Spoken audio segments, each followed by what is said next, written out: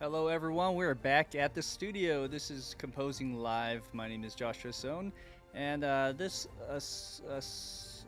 live stream, I should say, I had a little brain fart, is about the Bedrich Smetana's The Moldau, and we have a lot going on in this piece, as you can see here, and this is part 10 now, so we are just cranking at it and trying to finish this piece towards the end. And right now, the piece goes till here, as you can see on this in the DAW. It's like bar 420 something in the score measures. So there's a lot of measures as we are working through this. What I'd like to do today is just continue where we left off, and like always, we'll start the playback, and we can talk a little bit about it, and then we'll start from there. Also, be sure to like this video and subscribe if you haven't already. Share it with your friends. Any help goes a long way. Okay, let's get started. Let me mute any music that might be playing. Looks like there's some music still going. Here we go. I'm going to start it right here.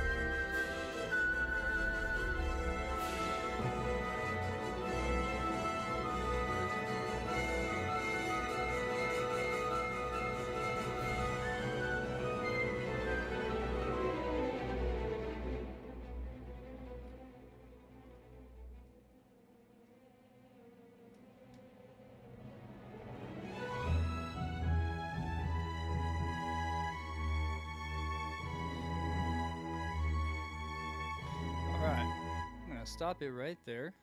And as you can see, this is where I started from last week. We did some bass lines, and then we did some woodwinds, and I think the string melody. So that's where we left off. There's something funky that I heard earlier, by the way, and I think I want to fix that real quick. I think the piccolo or flute was pretty loud, and I think I can adjust that. Let's see if there's anything funky going on in the MIDI here. I don't know if it was a piccolo or something else. So it wasn't the piccolo, it's probably the clarinet I'm hearing. Probably the clarinet, oboe, or flute. One of those guys. Let's take a look-see.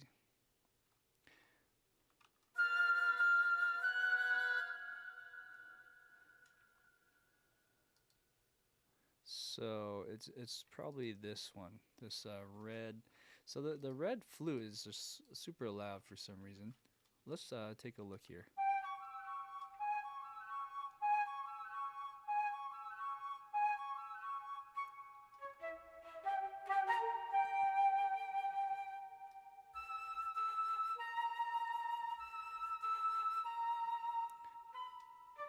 I think partly it's because of all of this right here and the CC7. Okay, so it's starting on the 141 bar here in the DAW. Yeah, it's kind of loud, huh?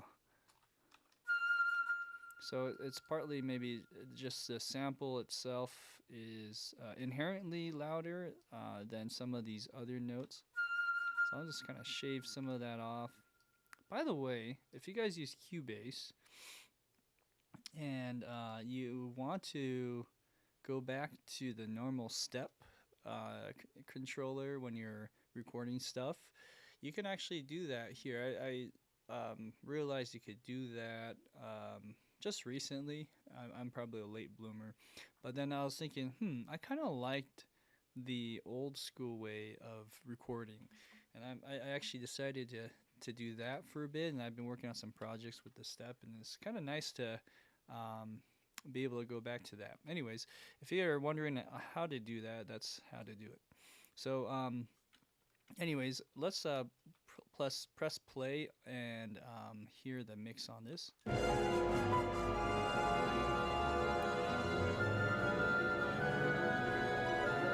Cool. Yeah, that sounds a lot better. There's also it's not just this instrument. It sounds like it's coming also from perhaps like an oboe or clarinet. Let's listen to one more. Okay, what about this one? So it's probably that. Okay, yeah, so it's probably this one right here. So this one's also quite a bit loud.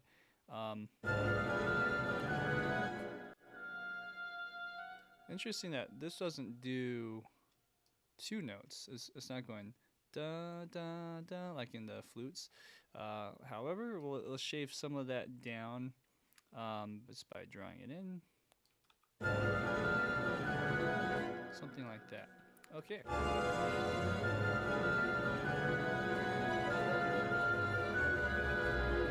Okay. Anyways, yeah, it's still kind of loud, but it's a bit better than before. Mixing is a whole nother ball game when it comes to writing your track. I think what's most important is just get in the ballpark. Worry about the mixing part later. Let's go to this next section. So 333 is where we are focusing on, and right now I think I made a plan to just work up till the end of this melodic phrase.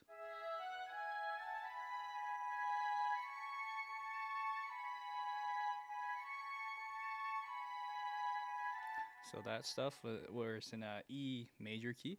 And by the way, I put E minor. I meant to put E major. Let's change that over here. Okay. I don't think I analyzed these chords yet either. I just put like maybe one or two here and there just to feel it out.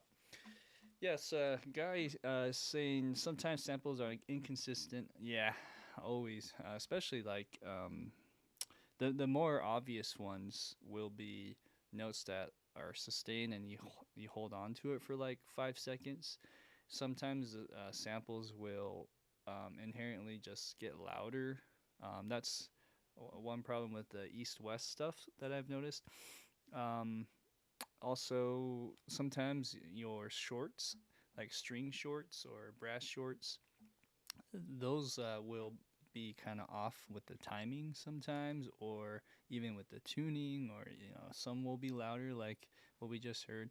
So it's funky. I mean, my hats go off to any sample developer. By the way, it's a lot of work to get those going, but yeah, nothing's perfect. Maybe AI can fix some of that. Maybe there's a like a AI type of Q&A, or QC, quality control type of situation where it can just analyze all those things. And I don't know. I'm just talking out loud here. Okay, so let's try this. What we're gonna do is look at the score, and let's see where we need to add. I mean, I think strings was sort of the big one that I was going to focus on. So let's go ahead and find that. And over here, we have the broad flow of the Vltava. And now, it looks like we've done some of I want to say cello, but whenever I see the VC, automatically I want to say violin cello. But the cello, I did cello 2, I did the contrabass. So we can start all of this today. And then what else on the woodwinds? Let me just double check with woodwinds. Looks like we did everything to oboe. And then we had clarinets also that we need to do, and bassoon. So if we have those two also done today, that would be great. That would be a home run for me. Have you seen that Jasper dropped us some goodies today? Yes, I did. Yeah, he like busted out 3 libraries or something. The Pacific Soul Strings is something I'd be really interested in reviewing. So one of these days, we can do that. This live stream is taking a little longer than usual, so like I would do it just next week, but I kind of this one takes priority, so maybe I'll do a video review instead, not a live stream video. But anyways, so yeah, I'm excited. Let's see. Let's go ahead and actually start with the woodwinds. Let's finish that off. We got the clarinets. Now, if we look at what the clarinets are doing as in relation to the oboe and flute, it looks like they are doubling, but it's hard to say because it's transposed. And I believe right here, just the page before it says mute in A, mute, mute in A. Okay, interesting. So I didn't realize that it requires some kind of muta. I'm assuming that is mute, but it could just mean key change too. I don't know. But anyways, and I'm thinking, does clarinet even have a mute? I don't know if I've seen that before actually. So yeah, I don't know what that means, but I'm just gonna say it's an A. So everything here will be a third sounding below, a minor third sounding below, I believe. So if you see a note that is a sounding C, will be, I mean, a written C will be a sounding A. That's always have to get that transposing in my head. So going over here, then, if it's below, we would have this D as a B. So if I were to see where that coincides with the other instruments, there is no B. So this is playing essentially the fifth of what these other notes are playing. These are playing the thirds and the root. So this top note is playing the B, and then this is transposed down to a E. Yeah, just an E natural. So let's look at the bottom voice then. So clarinet 2 will probably be playing what the flute's playing in the oboe 1. So if we're just gonna compare notes real quick. I would assume yes, that's the case. So let's just kind of do some more detective work. Look over to the next side, and I'll also hide myself so you can see the score with me. You have this E would be a sounding C sharp, and let me see if I did that right. E, yeah, so E to C sharp. So something is not jiving. Let me see where that got off. Let me see if I can even play it. So.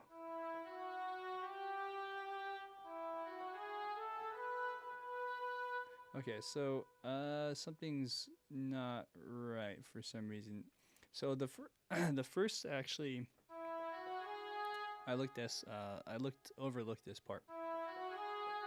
It actually goes down. So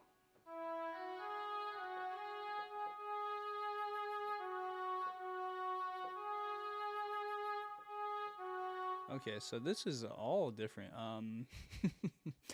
It would probably be closer to what the oboe 2 and flute 2 are playing, an octave lower.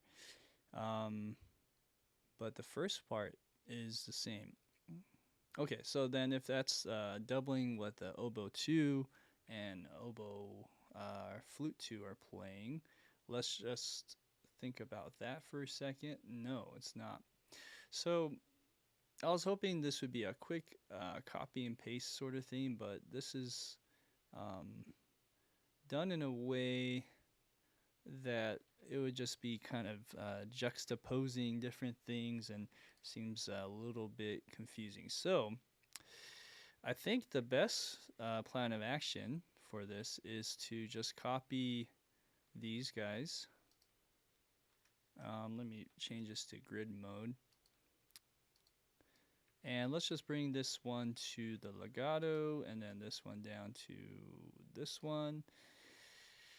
Okay, and then I'm just going to move them accordingly. So I just have to remind myself, oops. I have to remind myself here, if I am playing this one, this is probably clarinet 2 or 1. Maybe it's clarinet 1. Yes, okay, so this is clarinet 1, and then this is clarinet 2. Let's go ahead and just put these notes in different, or place them in their right spots. So the first one is, and this is transposing, so bear with me as I figure these notes out.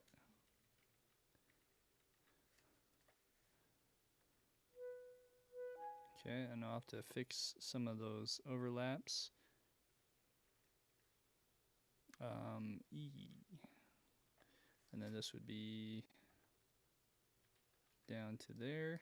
Okay, so this is where this might be doubling actually the second oboe.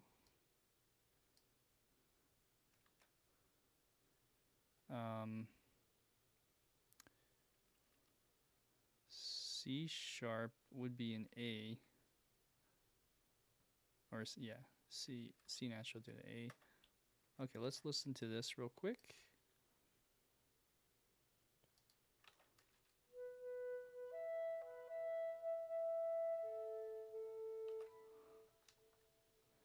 Okay, that's what it's saying.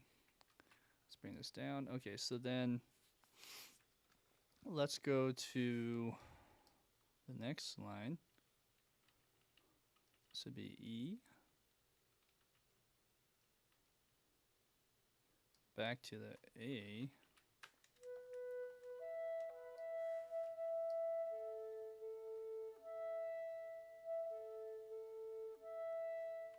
Okay.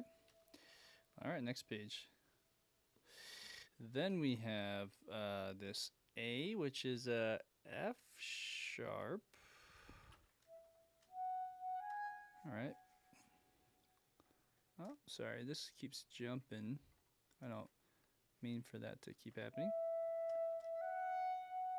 Okay, so yeah, um, I'll just keep that going. So then we have here an E, and then we have a F sharp again.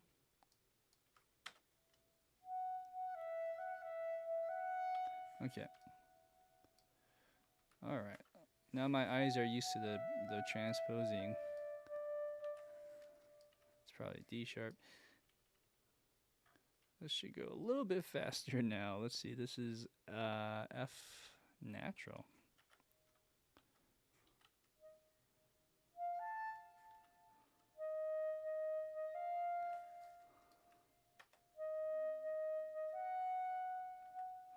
Yeah. Okay. And then this is F or G.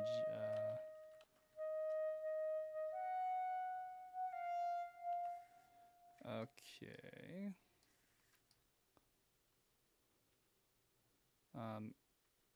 This one is an E. Next page.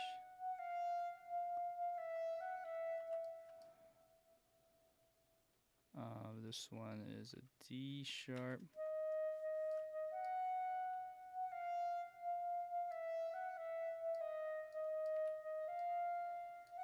Yeah, I can hear it.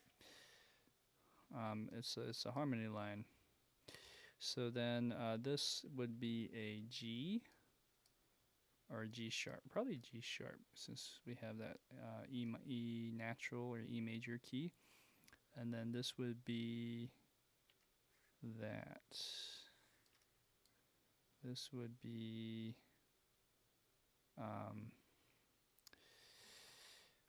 F, or no, that's a C. Okay, so then this would be A.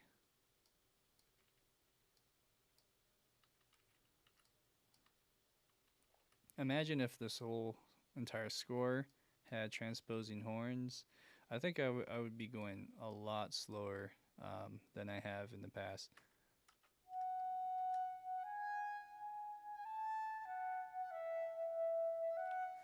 Okay. Now this, it doesn't seem right. Let's see. Am I in the right spot? This is measure 347. Okay, let's double check. 347 is right here. Or actually not right here, and I'm looking here. Okay. So then this is it would be A, not G sharp. And then this would be G sharp. Okay. All right, now we're back in action. So then this part here would be F sharp.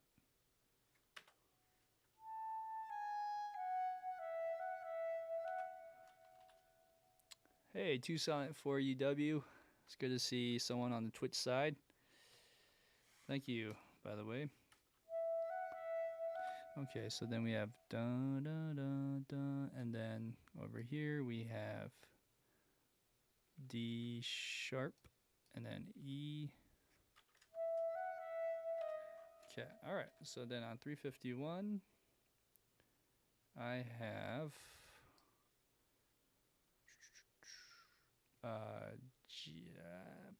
B G sharp. All right. So am I going that down? Let me double check here.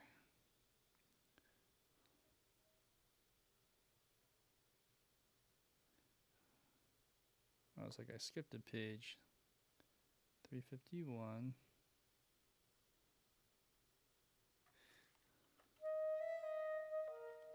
Okay, something's not right. Let me just double check something here again. Oh, I think I went to the oboe on accident. Okay. So let's retract here. This is 350. All right, let's go backwards and double check my notes here. So this should be B and another B. lots of B's. So these are all B's. And then we have C sharp. This is E. Okay, and these are F sharps. Well, this one's A, this is F sharp. Okay.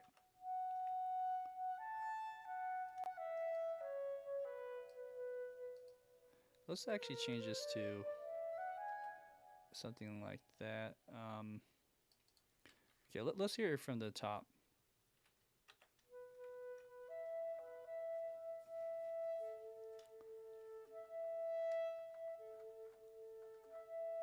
Now I'm gonna add the other instruments.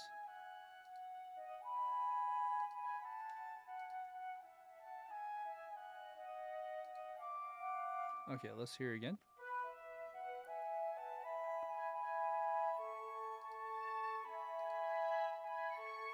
Okay, there you go.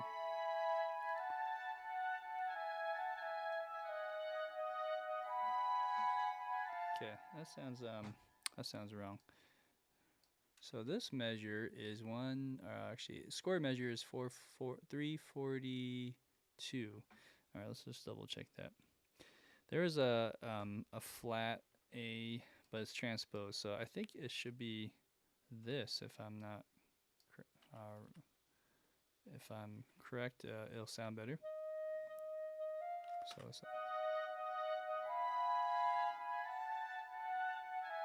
there you go. Okay, so same thing here. Dun, dun, dun, dun, dun. So that measure is 344 or 346. Okay, actually, sorry, 346. Where is that then? It's right over here. I have to transpose that down to. I'm not sure if that's for. Oh, that's a B. Okay, B natural. So transposing that over here. There you go.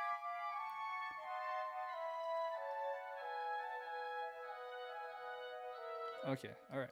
We're good.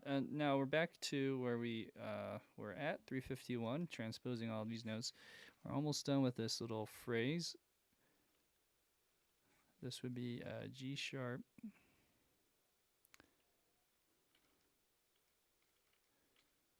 Okay. I wonder if Bedrich Smetana, the composer for this, was a clarinet player. So it'd be interesting to know what everyone played back in the day. Most of them played piano, probably to some degree. But it'd be interesting to see how their writing, or I should say their first instrument that they've played and studied, affects how they write. For instance, I know John Williams played trombone when he was younger, and he does some great brass writing. I'm actually studying some of his brass stuff right now for some project that I've been hired to do. But yeah, I know he plays piano too. He's probably I don't know if he's better pianist than he is a trombonist. I don't know. I just heard him say that at one point.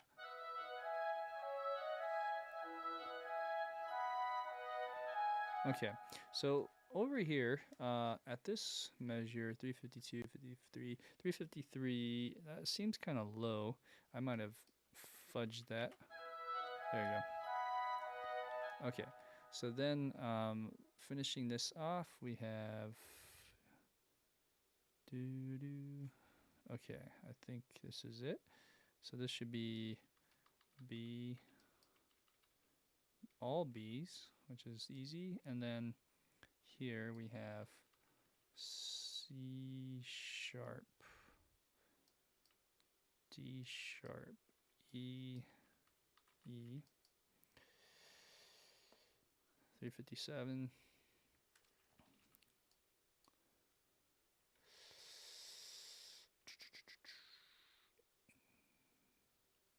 E's, A, no, F sharp, and then this would be a D sharp, and this would be a E.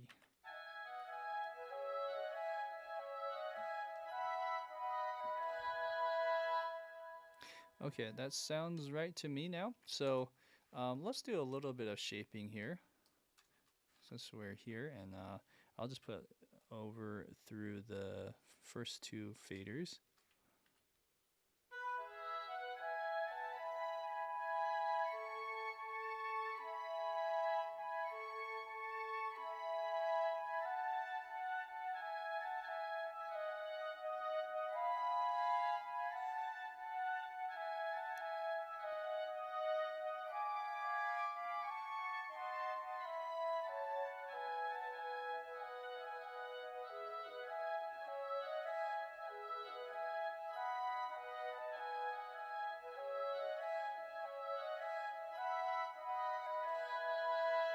Okay, great. And then on some of these notes, they probably overlap, so one or two notes didn't sound. That's okay. I just fixed that. And then going to the next part. Ooh wee, this is some major surgery that I feel like I'm performing right now. So I'm always saying that just because like I'm squinting over, looking at my iPad, looking at the score, and trying to transpose at the same time. Anyways, so now I'm on the second voicing of the clarinet. I'm gonna also solo that, and over here we have transposing a G would be an E. So let's start there. B. You know what? Also, I'm just curious. You know that part that I said muta in A right here?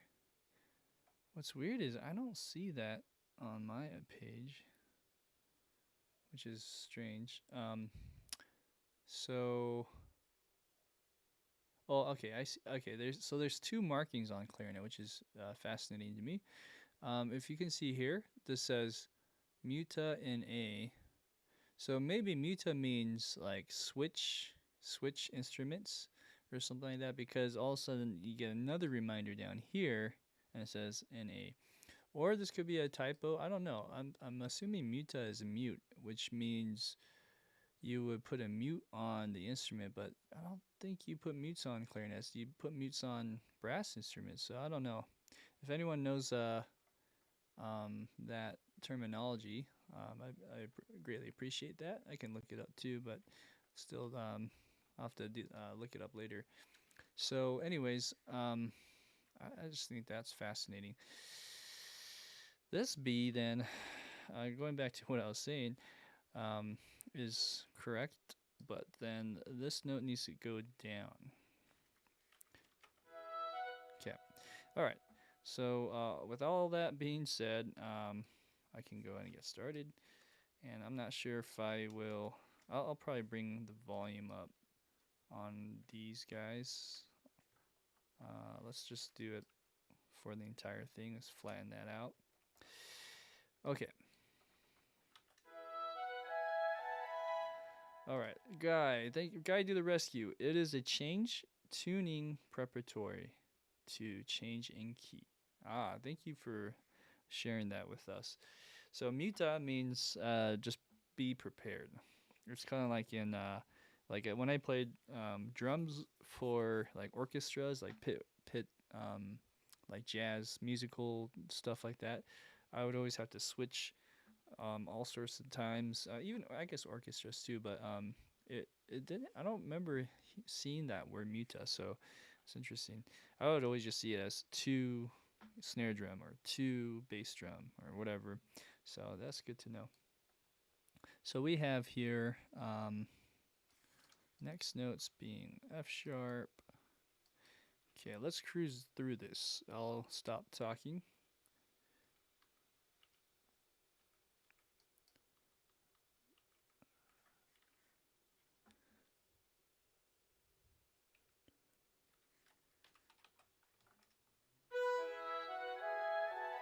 Okay, good.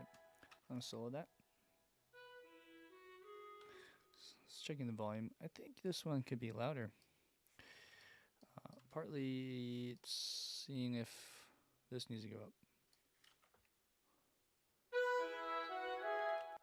So that's probably too loud now. No, actually it's pretty good. Okay, moving on.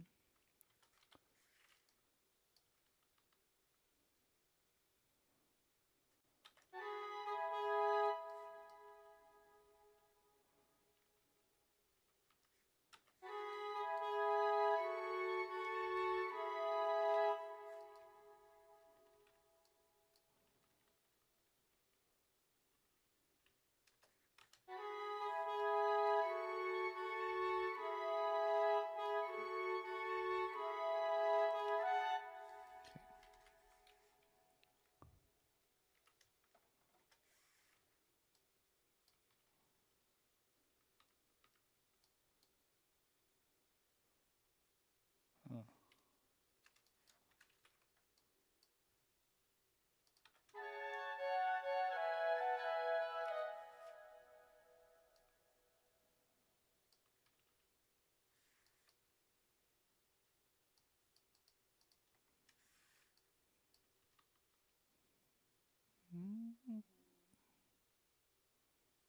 Um, this is a D sharp. Oh, D natural. Yeah, D natural. Speaking of the D naturals and the F naturals, I'm assuming this is that G7 chord again. So I'm gonna put that there. The reason why I think it's a G7 is because I believe there's a like a G sharp. Okay, no, it's not a G. It's not a G7. Then it's probably like a. Can I play something here?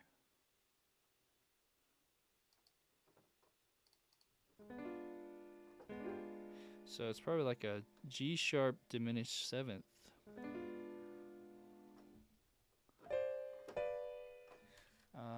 I see.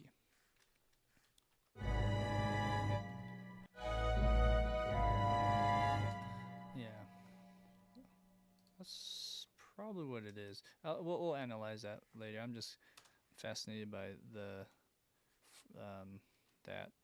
So actually, I prefer having it separate like that, and then I can really focus on clicking and dragging. So after this D natural, we have C sharp.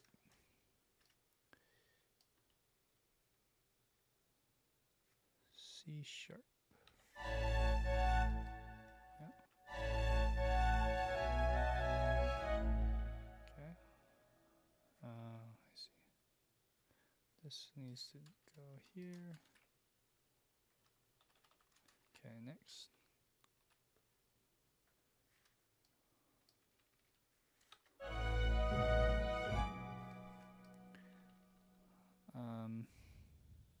F sharp.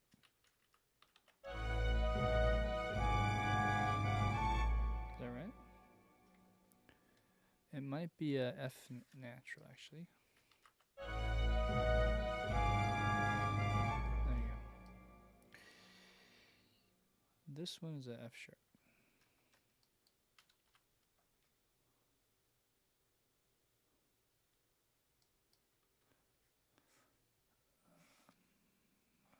B.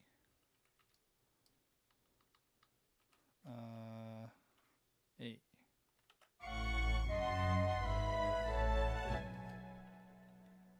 Good, good, good. Sounds good.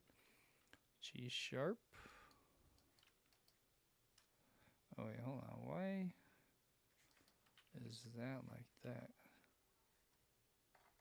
So this is 347, 348, 349. So that measure, 349, has different rhythms.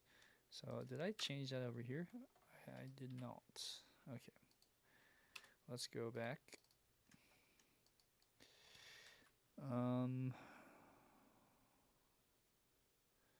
G sharp. Yep. Okay, so we're here. A.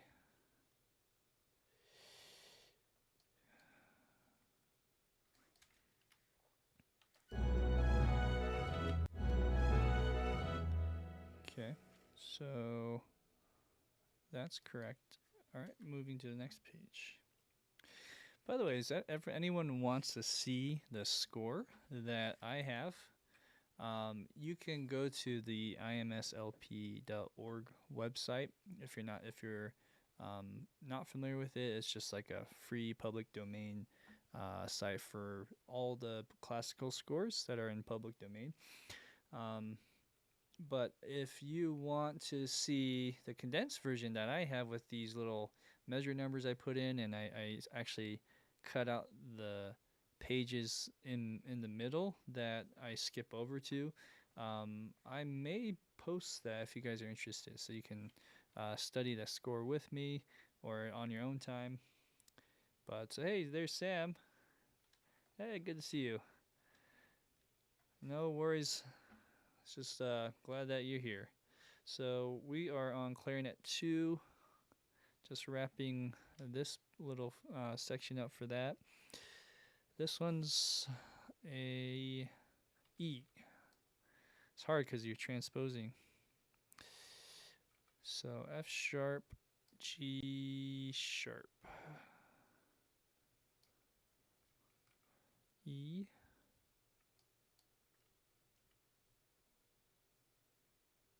okay, this is C sharp. Okay, now I kind of got rid of my tunings or instruments that I wanted to solo, so I'm going to solo these back in. Okay, that way I can really hear the details if I'm flubbing a note. Okay, alright, cool. So then this is an E.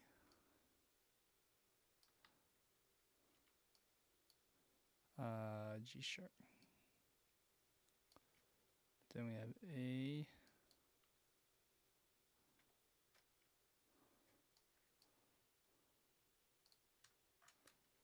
Awesome. Yeah, I just saw your note there, guys. So yeah, I'll go ahead and post that up on probably the descriptions in the website, on the YouTube descriptions. So yeah, be on the lookout. I won't be able to do that right now, of course, but maybe after I upload this video and then put the chapter overview on there, I'll do it right then and there tomorrow sometime. Okay, so then we have the next part. These are all A's. Okay, next. G sharp.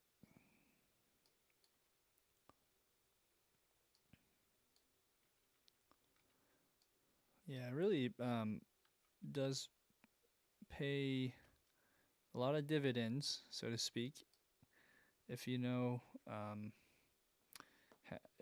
where to get the resources or get access to resources.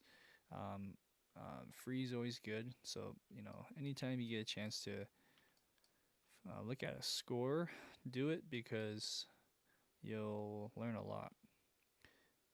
So this is a A sharp, and then it goes to A natural. I wonder what that means.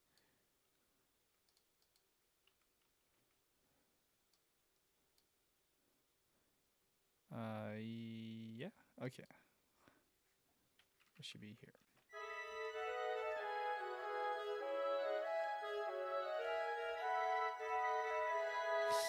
Ugh, something doesn't sound right. Right there. So this is 357. Okay, all right. Let's see what's going on here. F sharp. Is it the top voice? Where am I looking at? Yeah. So this should be C sharp, and this should be F sharp.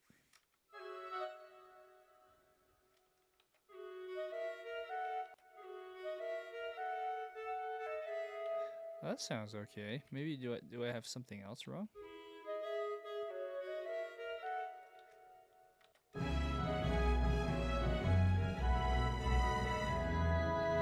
Okay, so whenever things like really poke out that you don't really want it to poke out, but it's part of the chord. What I just say then is, you hide it a little bit more discreetly. I don't know if what's the right word for it, but I think when I went to music school, it's the word was, I mean, voicing is one, but like more specifically like the sonority and certain notes in the chord will have more sonority over others, and I believe that's the term. So whatever this where was that notes, by the way? This E, yeah, right here. So this A sharp, actually, that note sticks out a little too much for me, so I'm gonna bring it down, and that might still be a little late. So what I'm gonna do is I'm gonna just draw it in.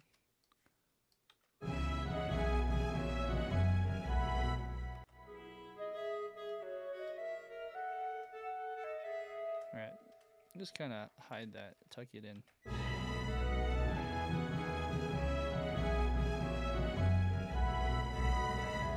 Okay. Also, there's some funky. I don't know if it's like my limiter, but the limiter, it seems to be pumping a lot. So let me just double check that.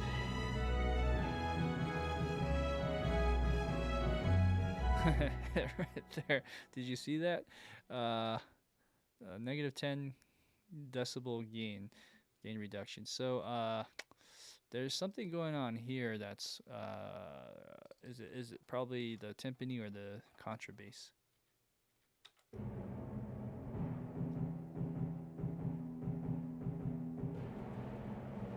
So it's not the timpani, we ruled that out.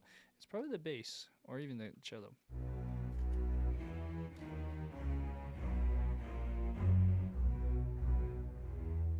Okay, so I might be doing something weird in the programming, so let's just double check if I've doubled notes. Sometimes if it's too loud, there's like a note on top of each other. But if it's not that, then it's something with the articulation. So like these ones are slightly different. Maybe we'll keep it all the same in the marcato, and then this one too, marcato.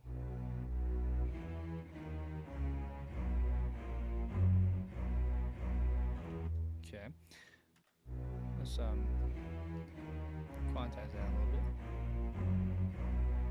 so it doesn't feel like it's rushing. Okay, it's a little loud, so let's bring the velocity down.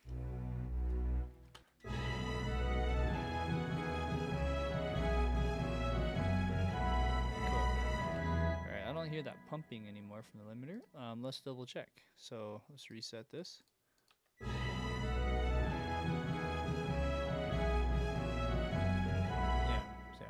Yeah, there is something weird. I mean, that's just a weird programming thing again with the MIDI.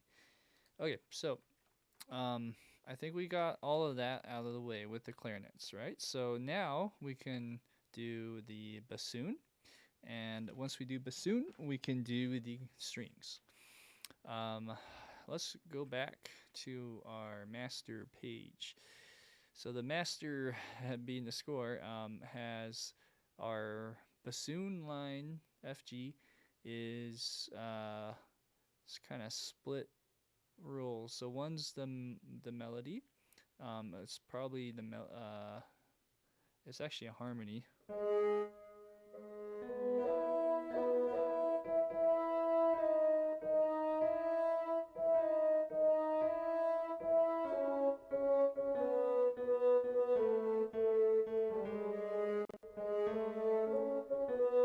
Right, so that's the top line, and then the bottom line is doing.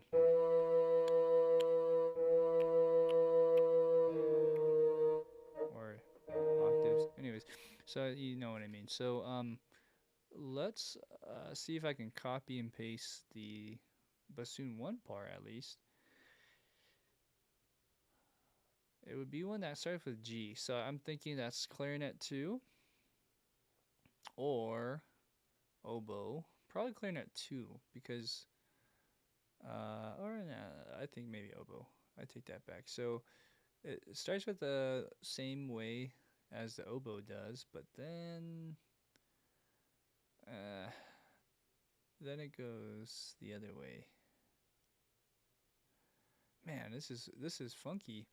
I'm gonna zoom in. So, um, and that's fine. I'm not hating on the composing. It's just it makes my job harder. So you have G sharp. So it's the oboe and bassoon are kind of in line, one octave apart from each other, of course. But then somewhere here, I think it follows the clarinet too. So, or it just switches over. So then I'm looking for a D sharp. Don't see a D sharp in any of this right here. Wow. Okay. Well, let's do the same thing, whether uh, I like it or not. I'm gonna just go to this and copy this. Or let's see, I think I copied over. Oh yeah, okay. So this note's probably wrong. And then also this mode of the steps, all that stuff that does something funky. So let's just delete all that. I'm actually looking forward to just working back in the old school way. I mentioned this earlier, but for people who are just joining me now, there's two different types of ways to record in your MIDI. There's a ramp mode, which I have been doing for the last few streams. But before the Cubase 13, you could only do the step mode, I believe, from 12 and before. And I could be wrong, maybe 11 and before. But anyways, I really like the step more, and I'm starting to realize that, especially when you're starting to glue things together. The wrap mode just it's just more work in the end. It's nice to have every now and then though. So, anyways, that's the plan for the future. But for this one, at least for this stream, I'll kind of have to deal with it. So over here we have let's see, the first note is B, right? Okay. So then, just kind of frame a reference, we're going lower than this B, so it would be E. No, G sharp, excuse me. And so on. So let's just get those all going. I don't have to transpose, which is nice.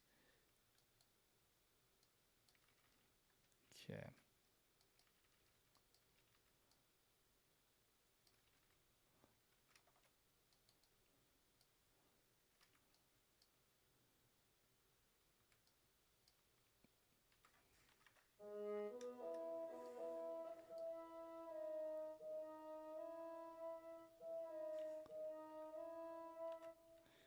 All right.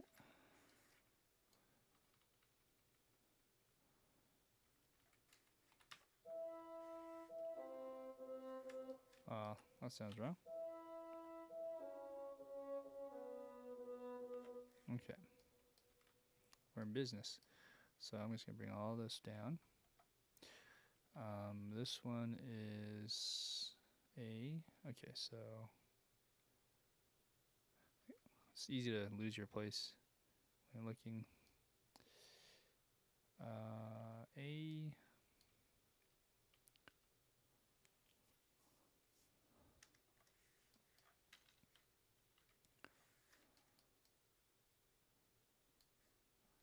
Okay, so this should be tied.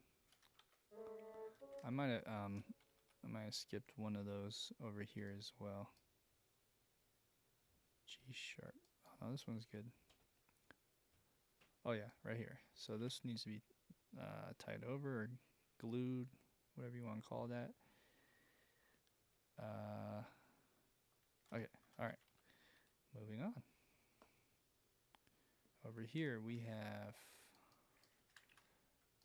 A.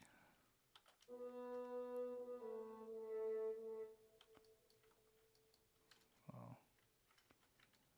You know, I might have messed up something here, so I'm going to double check this over in the clarinets. So this should be like this. I'm thinking maybe some of these are all wrong too. They're all wrong actually. There we go. Okay. Fixing them as we go.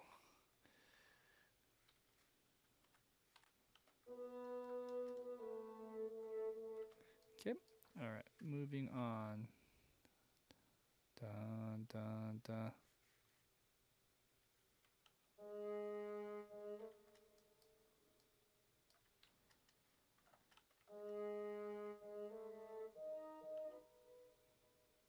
That's right.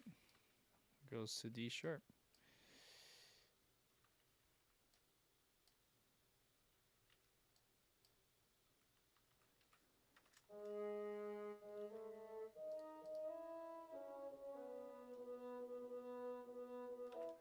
Cool. I feel like the volume here can go up, so I'm gonna bring this up here.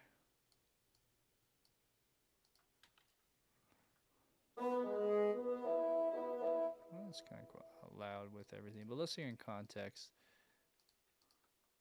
I guess I could just do woodwind part, huh?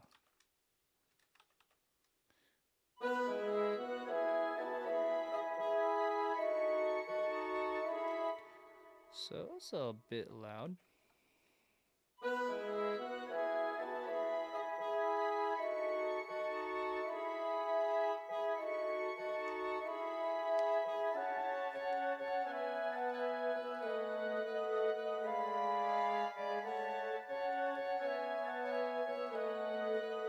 Okay, so I'm gonna say it's a G sharp diminished 7th chord, but we'll double check that. Over to C sharp. What measure am I on? That might be easier. I lost my place. So this is 343. Okay. 1, 2, 3. All right. A, C sharp, B. Oh, okay. So I got up to there. So then 345. We have A's. We have G sharps. A. Oh, I did all this, huh?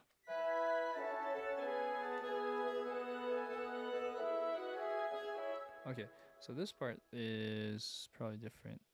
After the B's, then we have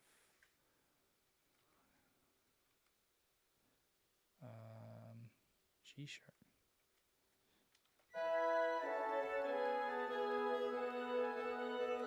It's actually E.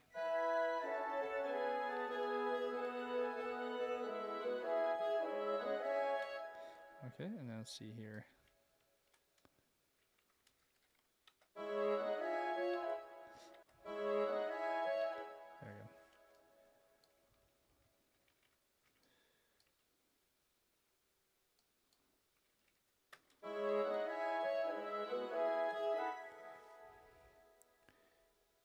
That's correct.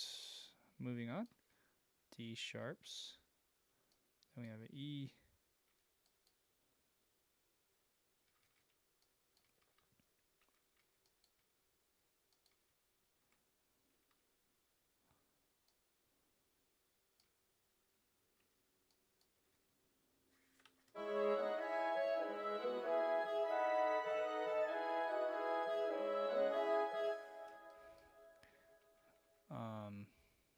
F sharp.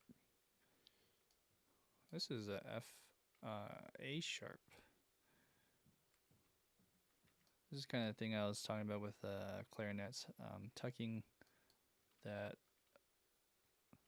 A sharp a bit. We'll see how that goes with the bassoon this time. C sharp, I'm getting lost. So this is your D, D sharp, and E.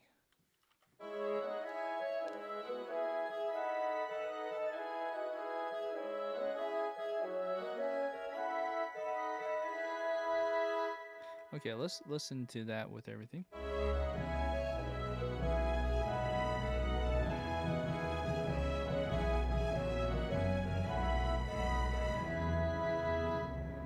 Alright, so what does this signify? This F sharp, A sharp, C sharp.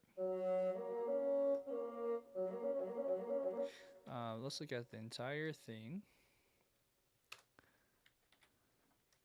So over here we have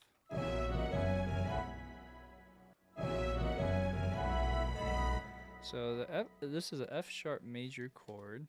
It's a secondary dominant, it looks like. So we have F sharp major.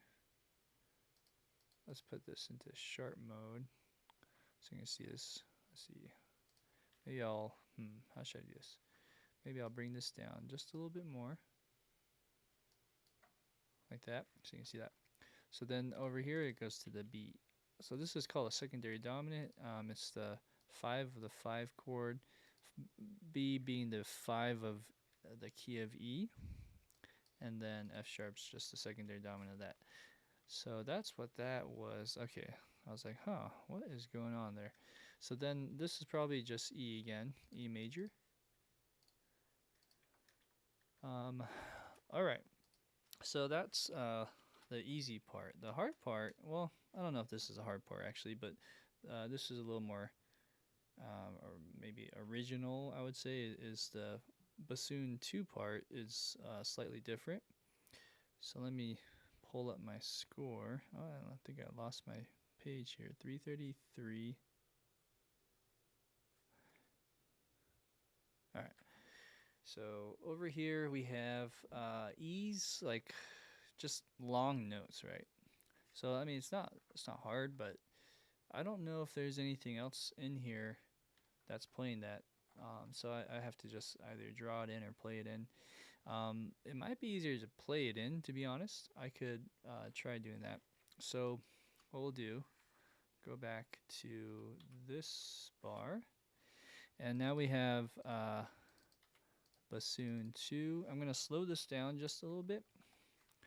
Turn off the tempo track, meaning before all this changes are on. I just turned that off. I set it to 100. Let's put the volume slightly up so we can hear it like that. Okay. And then at 333, I'm just gonna record this in because this is pretty easy. Let me just do a quick scan through here.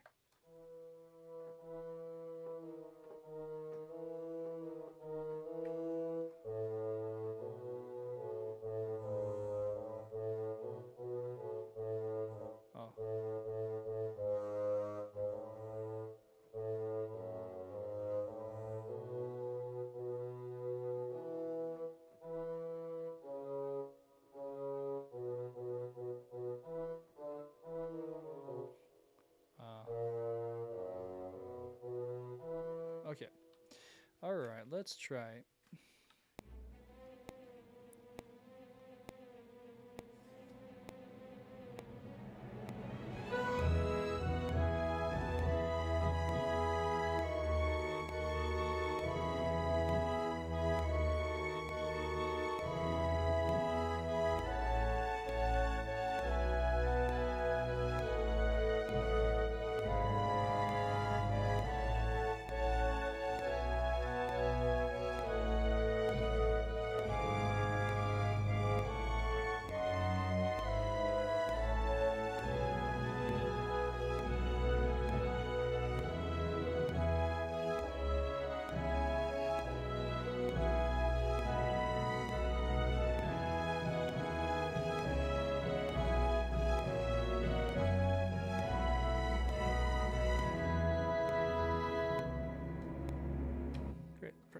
Got it done on the first try. It always feels good when you can do that.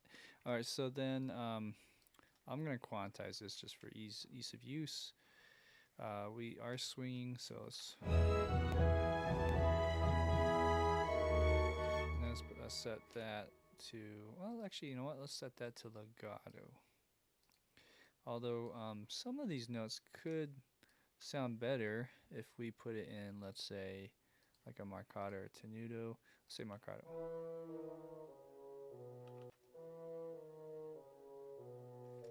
And then we can bring that up.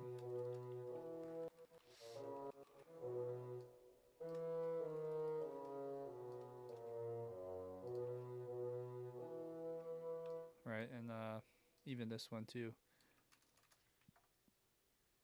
Um, what kind of brand of the keyboard? Nothing special. My keyboard guy, he's asking what keyboard do I use? It's called a Keystation 61 by M Audio. It's 61 keys. I like it because it's a little bit heavier than a semi-weighted MIDI controller, and it actually it has a lot of velocity, but there's no gap between the key. It's just like one thick key for everyone. There's probably better key beds, but this does the trick. I really like it.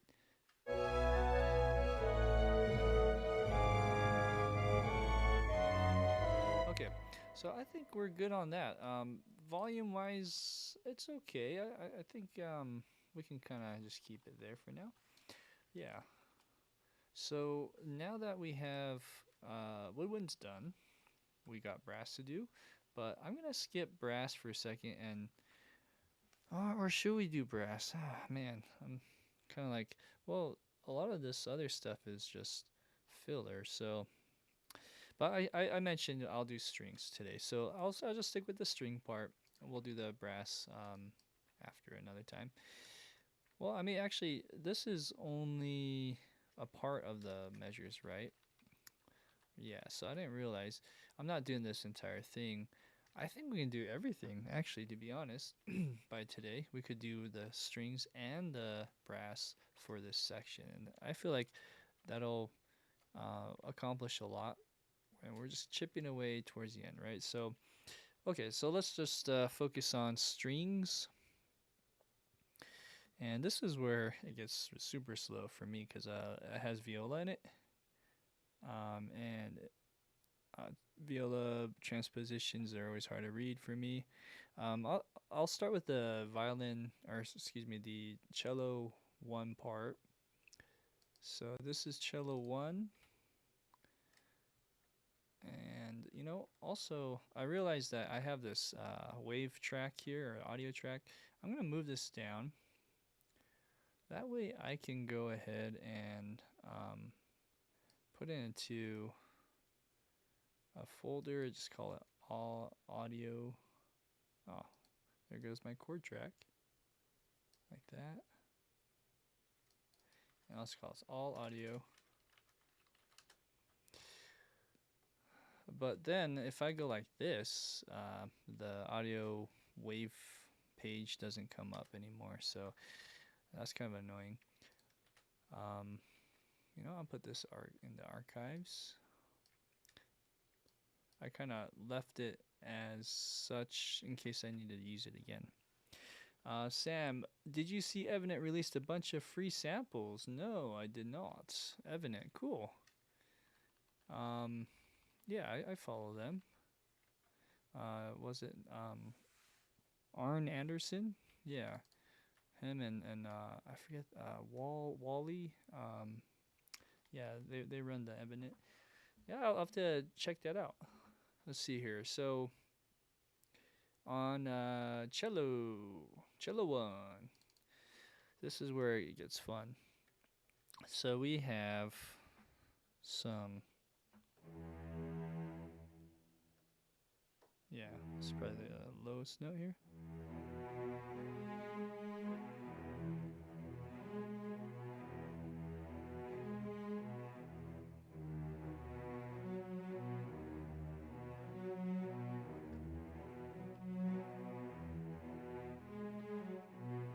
Okay, so it has this cool pattern there, as you can see, on 333.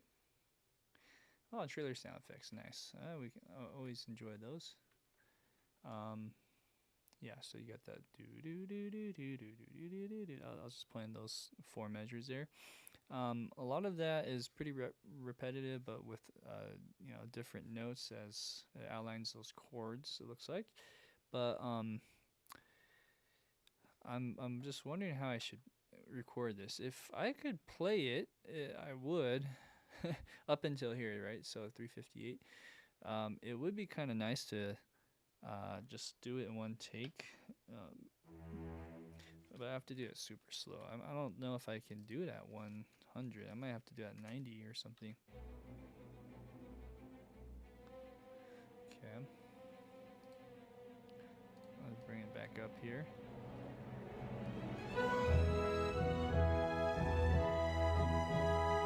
Right. Yeah, so even this one, I'll bring this up as well. Okay. So then, but maybe I can do it with two hands. I don't know. Let's see. Let's practice again.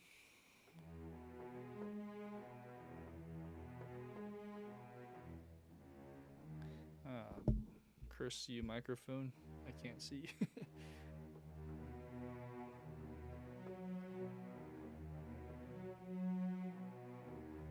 Oh, it's just one time. And then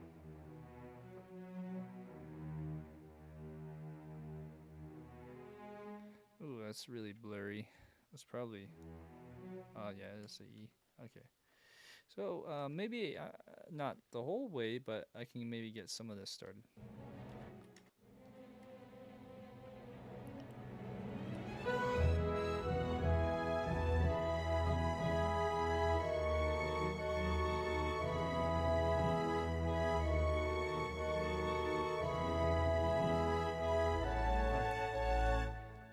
I flubbed one note.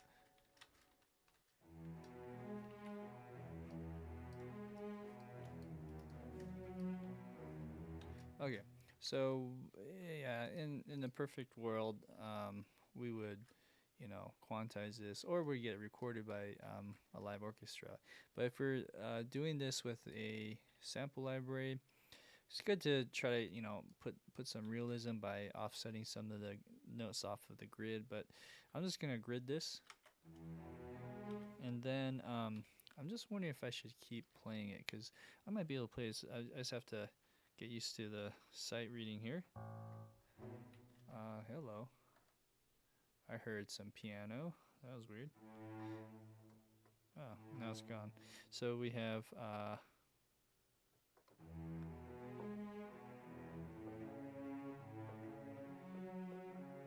and it's kind of hard to read some of these notes. It's so blurry. It looks like a B. So then we have yeah. So I'm kind of afraid I might not be able to read this.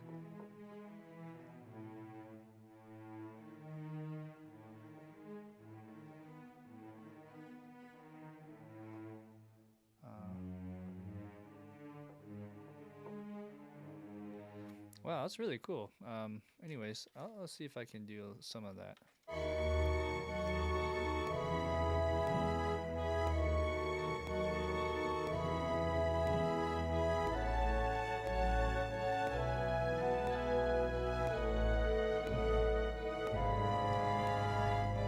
Try it one more time. Let's go over here.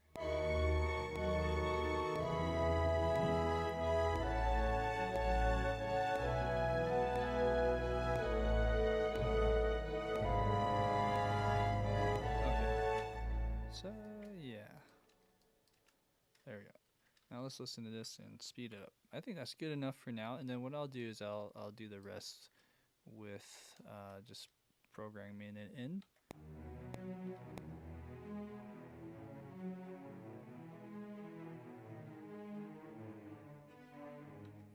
Oh, okay. I missed that note. Okay, so then is this right? Let's double check that. So we have A after the B, E. I think that's G. Am I looking at the right spot? Let's see. This is 330 or 341 in the score. Okay. So A, D sharp. That's a B.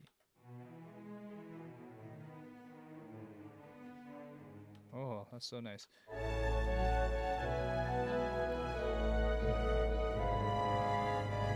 Okay. Anyways, then we go to. Let's just do it like this. Do.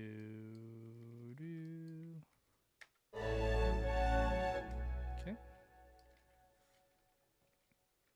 B. E. B.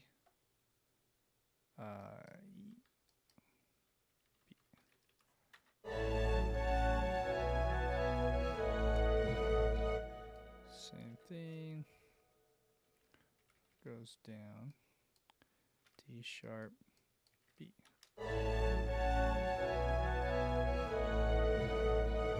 Okay, and then this part goes G sharp, D natural, B. Yeah, okay, couldn't really hear that. All right, so then we have E. Okay, so now it breaks off of that pattern. Then it does this. Maybe this one might be easier to play. So this is this page right here, 339. No, that doesn't sound right. 345. So right over here. Yeah, okay, so on 345, or 347 I should say, it goes.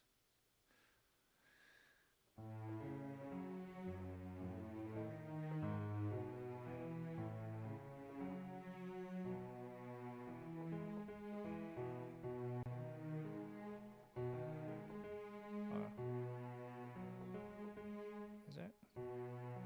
Oh.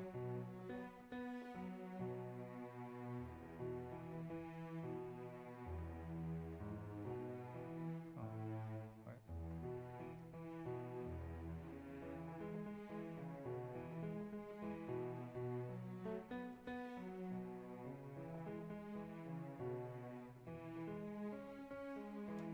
Let's see if I can do it. I hear piano though, so it's very interesting. Where is that piano coming from? Because I usually have it here, but it's not in there. Now it's gone again. Oh, go figure. So, all right, let's go here. Slow it down. Man, I might even go slower. Let's try 80. Oh,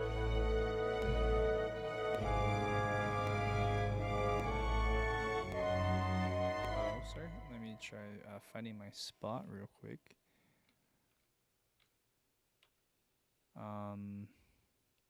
Right here. 347. Let's try that again.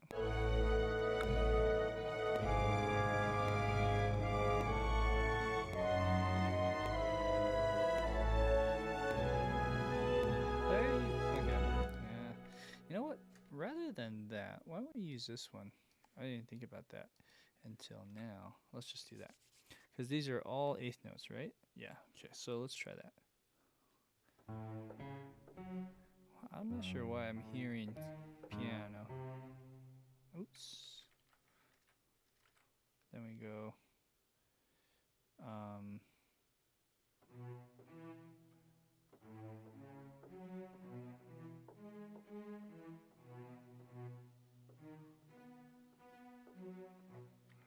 Right. This is actually not right. And then next page.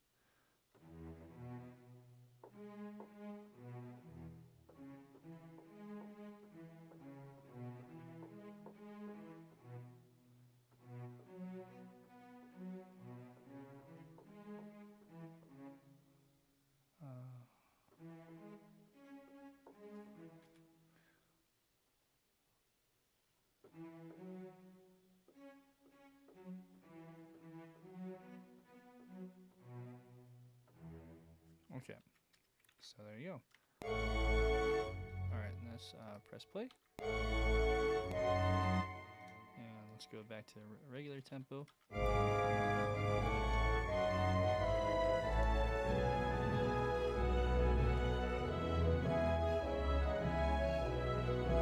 Okay, alright, so now we might want to adjust the volume here. All right.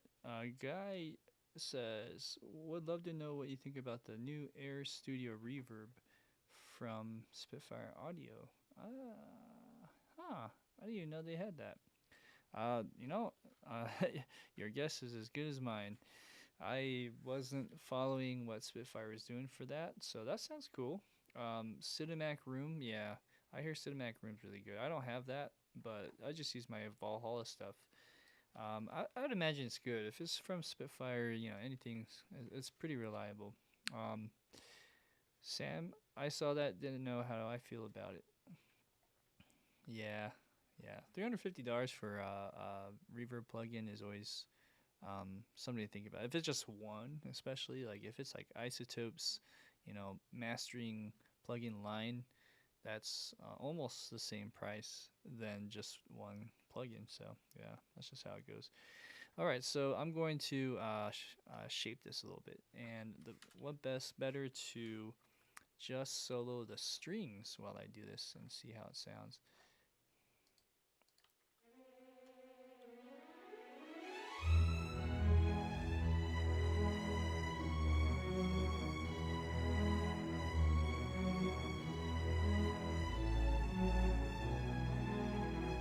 Just a little bit of lift, maybe a little bit more accent.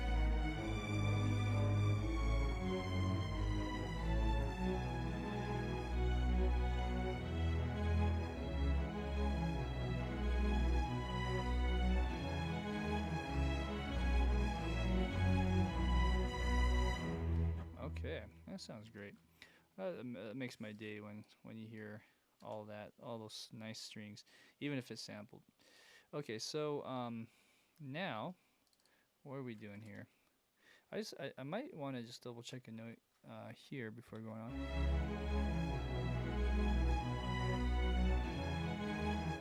Okay, so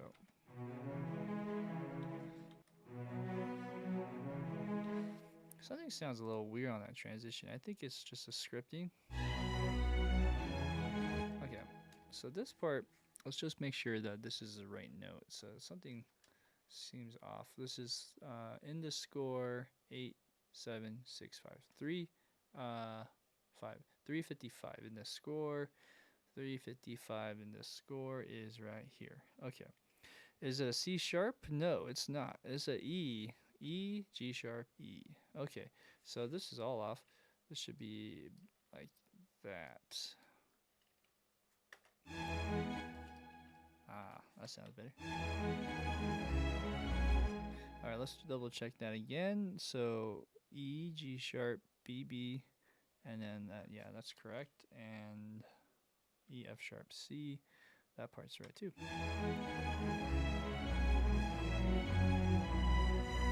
Okay, so there's some funky scripting maybe towards the end of some of these notes.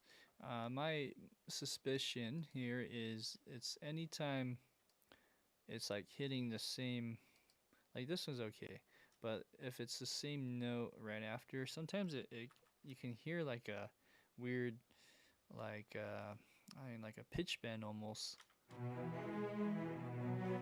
and sometimes it's fine. And then I think it's pretty good for the most part, but just out of habit, I like to overlap these notes, and then if some of these are overlapping uh, with the same note, you can just delete that.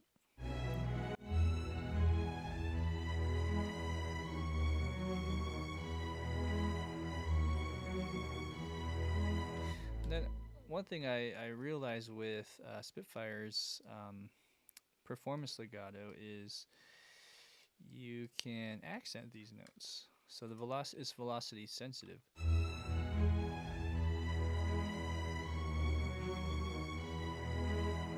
So you can hear some of those accenting and some of them not accenting. I'll just level it a little bit. It doesn't have to be like so tedious or meticulous, but I think a little bit of that would help level it off. Okay. Anyways, that's awesome. So, um, oh, thanks, Guy. I appreciate it. Switch from Ableton. Yeah. Oh, I didn't realize that.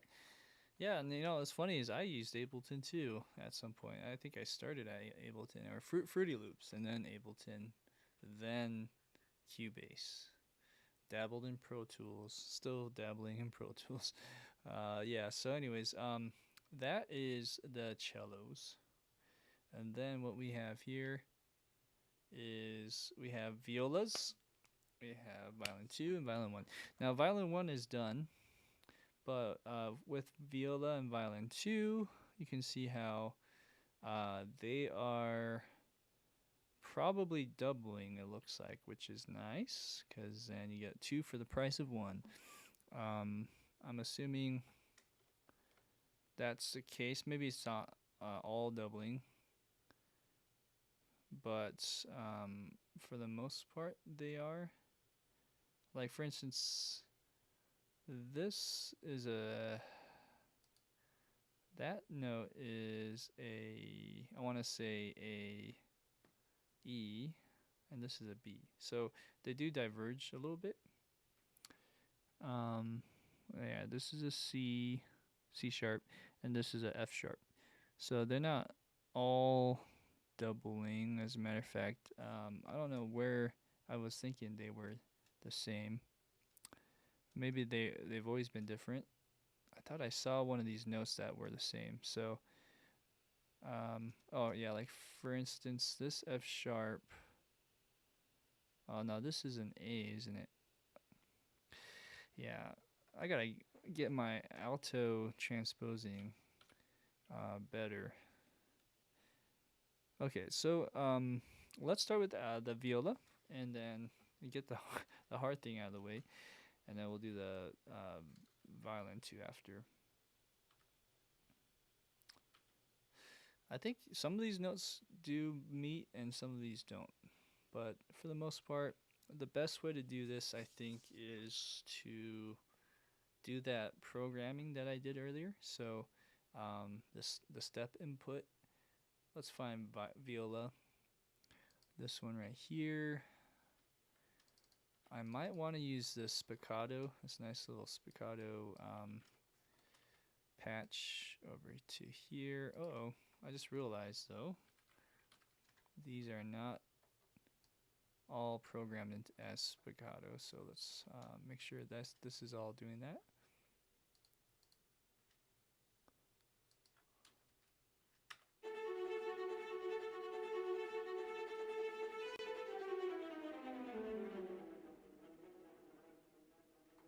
Okay, and then here.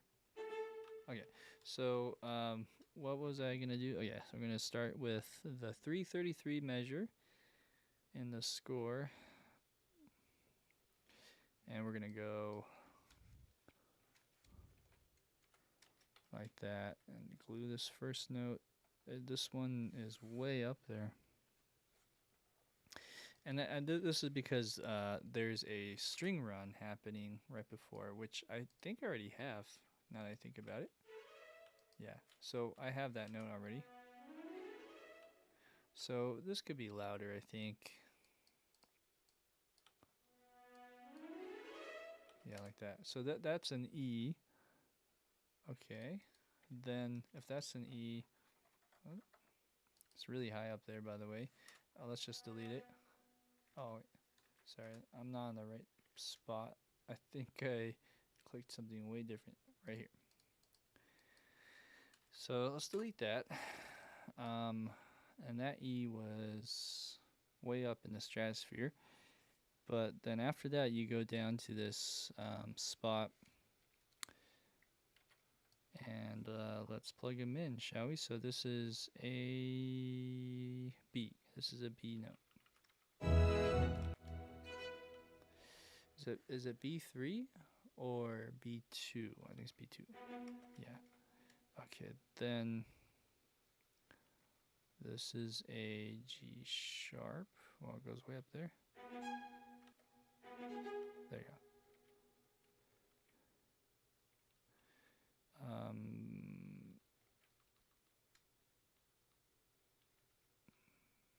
E. That's what it's saying. Now,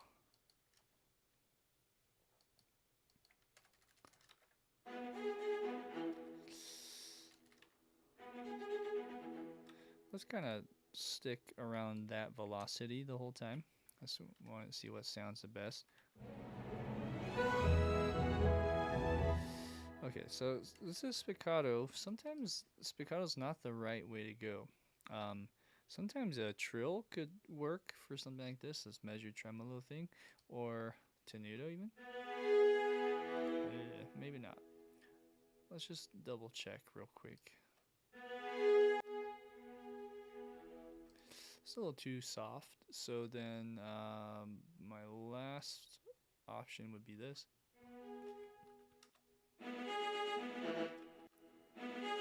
It's too shotgun sounding. This might be the answer. My other option, just out of curiosity,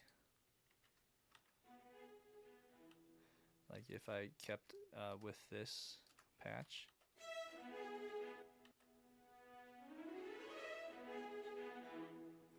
This isn't too bad. It's like really pretty sounding. I think this one over here with the spiccato is a little better, I think. Doesn't ring as much, right? But this might, let's stick with this. This might be the way to go. So then if I do this, same thing over here. I'll solo that. Okay.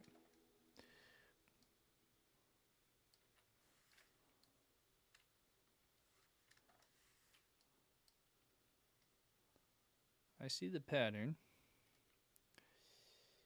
I just have to transpose this quicker. Okay, and this is F sharp. Okay.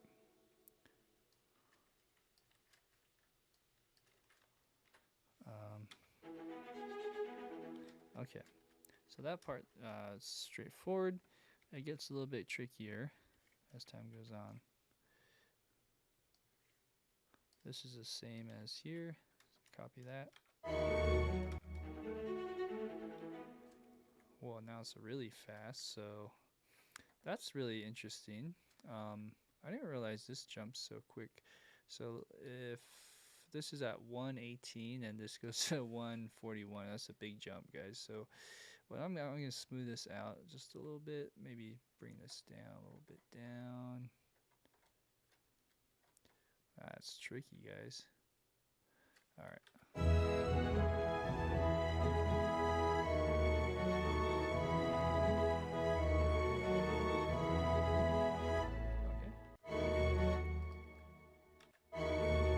Oops.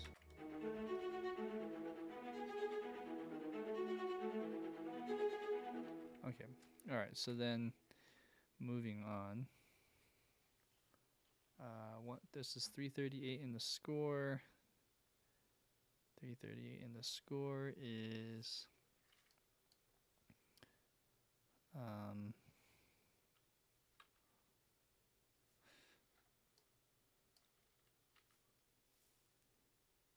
that right? Yeah.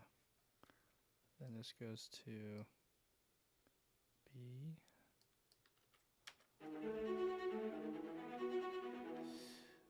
Am I not looking at the right spot? Should be G sharp.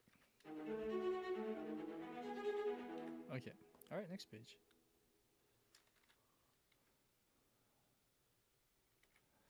All right, what do we have here? We have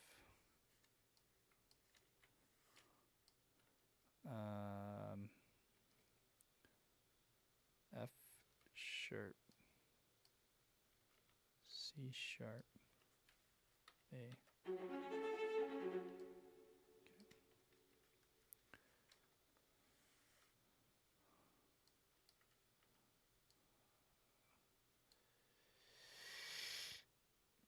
E,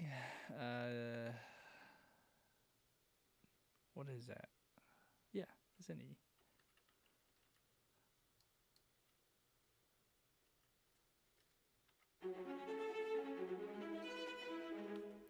Okay. And then go down again. D sharp, B. Okay. What is that? E? E or F, E sharp or F natural. So this is a B, and this is an E.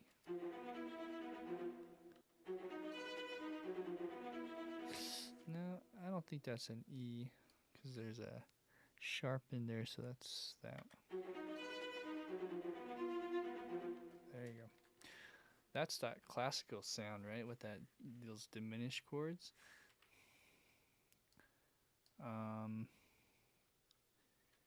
F sharp.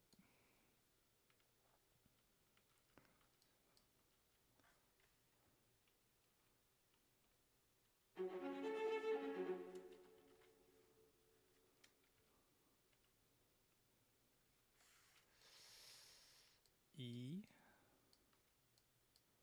And this is B. Okay, next. F sharp. F sharp, C sharp, B. Is that right? No, it's D sharp.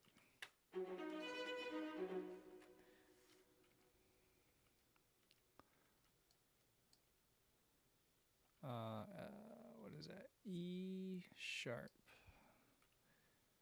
Okay, this is up there. This will be a D sharp. Or is it D natural? It's D natural. Then we have C. Now it's going up. So we have C sharp. This is an A. And this is a B. No, C sharp. Oh, actually, this is a little bit different though. It doesn't do this pattern anymore.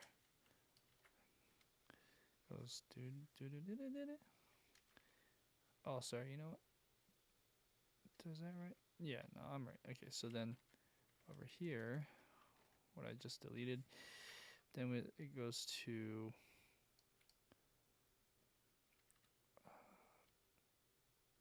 an A.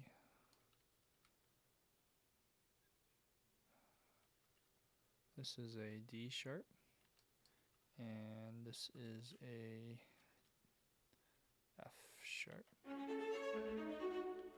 Okay, let's hear a little bit of that from the here.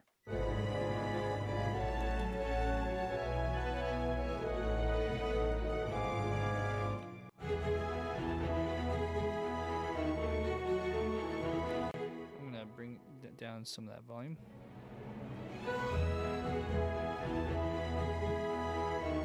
Let's try a little more.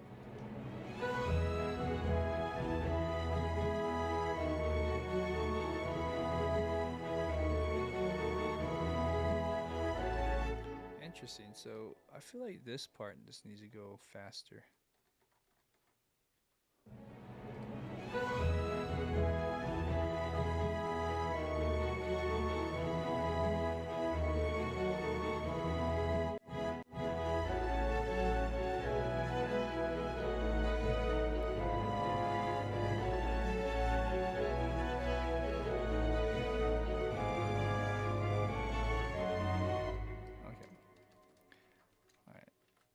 So then, let's just keep going. So then we have this over here going to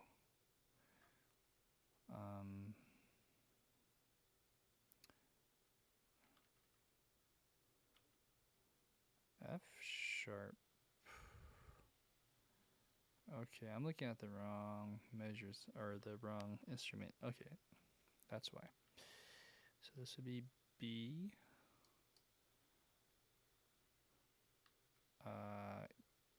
E. G sharp.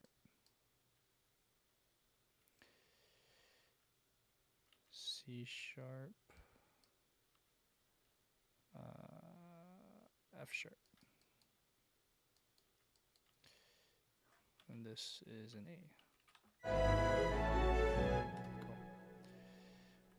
All right. Oops. Copy and paste this over and switch the notes. Oh, you know what? I guess I was right the first time. It goes back to this shape. So then we have E, E natural. This is a B, and this is a G sharp. Although the velocity here needs to go up. Oops, I didn't mean to do that. Wrong button. Okay, then over here we have same. No, this is different. It goes to D sharp. This is a B, and this is an A. Okay. Then we have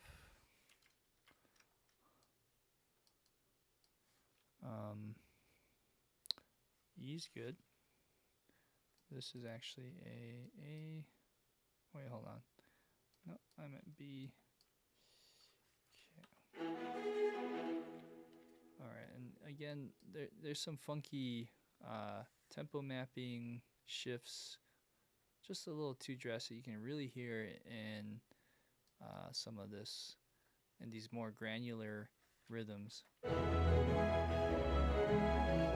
and then you can. It sounds a little off when because it's so perfectly aligned. But anyways, I think probably would be better is ramp mode, but that actually does cause it's a lot more CPU, and sometimes my computer crashes or it just clicks a lot, clicks and pops.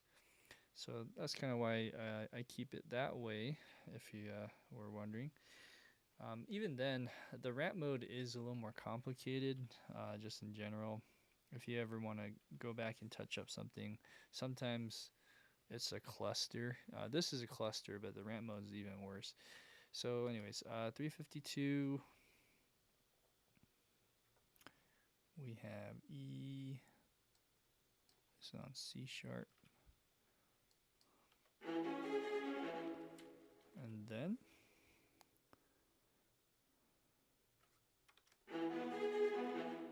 kind of goes back and forth.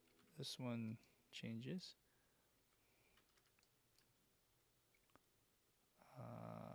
A,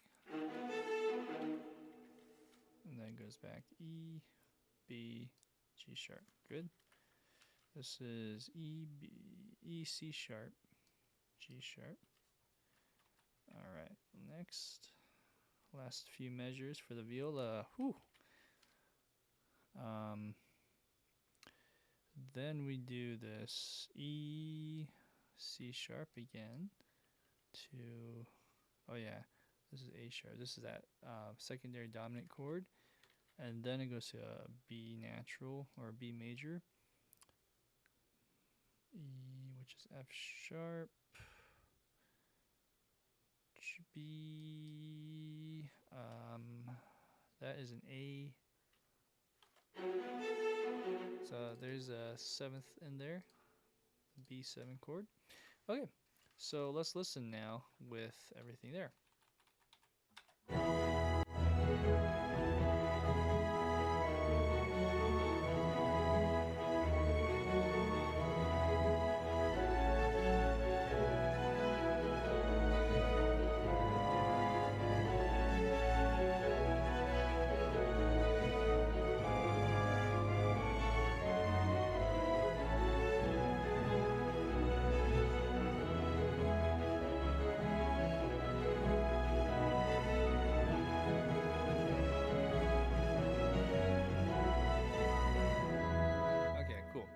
Now, I'm kind of curious.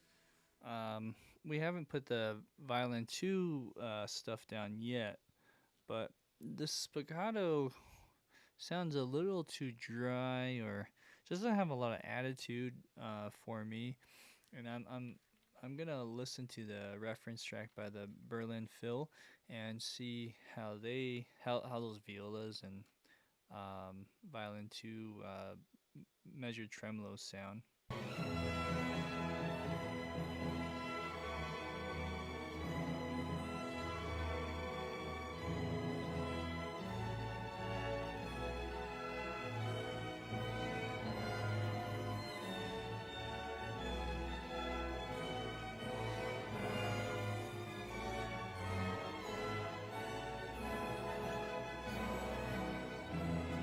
Okay, so first thing that comes to mind, if you just heard that, is it's not really audible.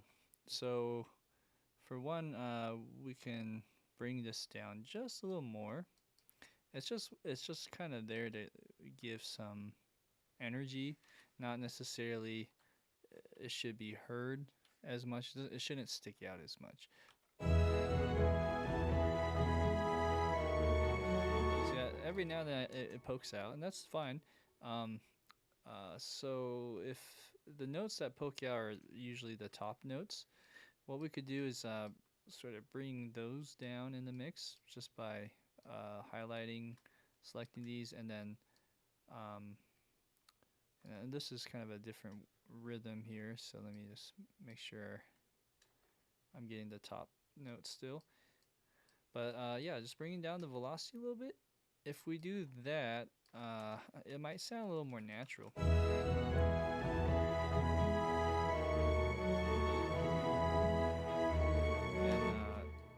evidently or consequently, then we can bring up some of that. Yeah, it might even be good to go like this.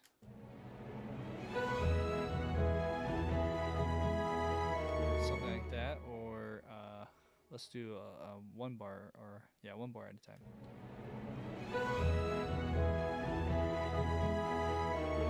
Actually, since these are spiccatos, I only need to do the CC11.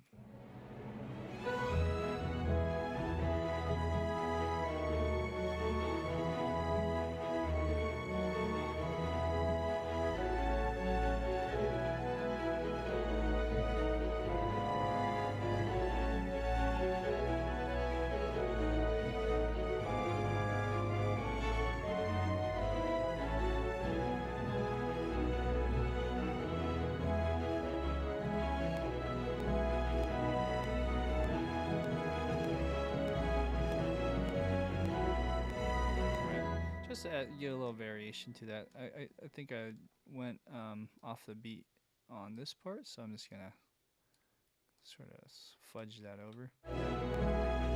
That's fine. A little variation like that helps and goes a long way. So then I think it's a little loud, so I'll tuck it in. And then let's do that same motion, but for the violin 2, which is over here. And the violin 2 is different, complete set of different notes. So let's go back to 333. And then what we'll do on this one is just sort of change them as we go, I guess. So then we have, let's see, let's check the run right before it. Okay, so that I'm just gauging that for volume purposes, how loud this needs to be. Okay, and also we're gonna have to raise all these notes up. I'm just gonna, should I go an octave higher? Let's go an octave higher. That might be too much actually, but let's see, because the first note here is a B. Let's just go to the E here. Or let's see here. What's the lowest note? An A or A sharp. Okay, so let's just kind of gauge that with violin 2's lowest note, which is a G. G sharp. G sharp's their lowest note. It's going tippy top. tippy top to the bottom is what I mean. But yeah, so then we have all of these. Thank God these are not transposing. So let's cruise down the road here. We have G sharp. I think that these are the same actually. G sharp. The only other thing I need to do is to pay attention is make sure I'm on the right instrument. So it's not G sharp, it's a B. Okay. And so on, right? So then we just keep going.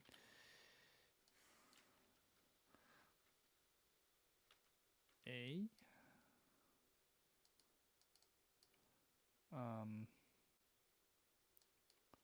F sharp.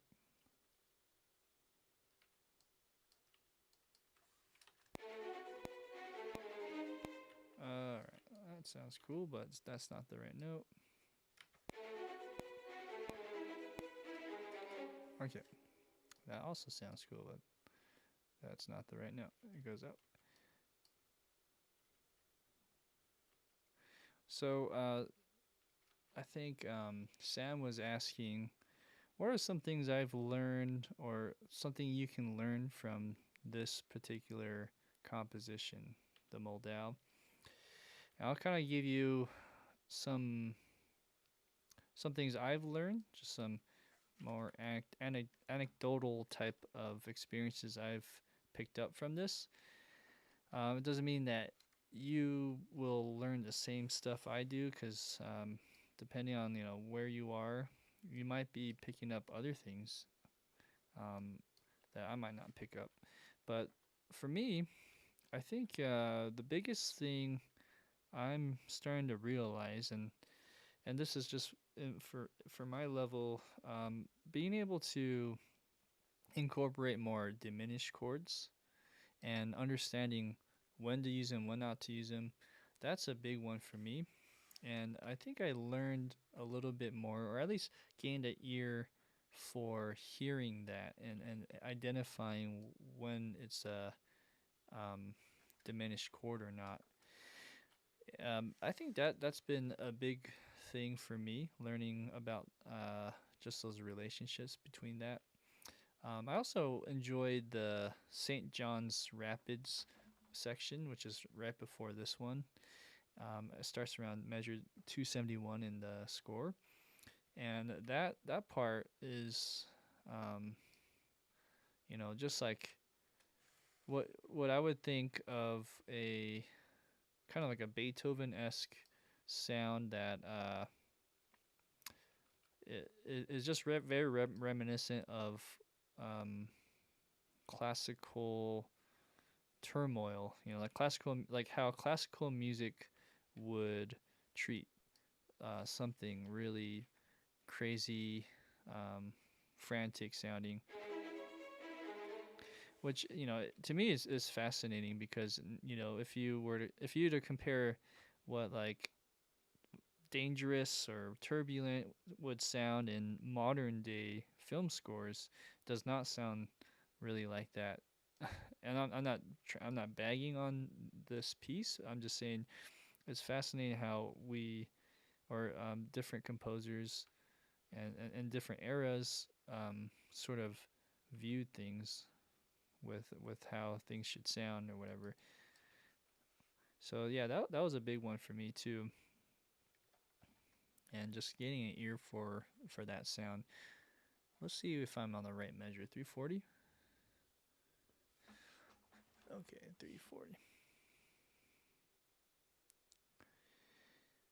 B. Okay, so I think I need to go with it B here as well.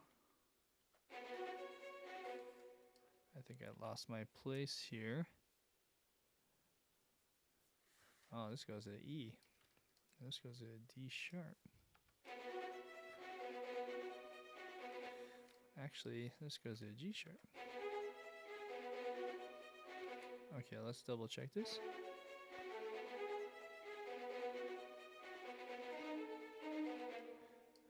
That seems right now. Okay.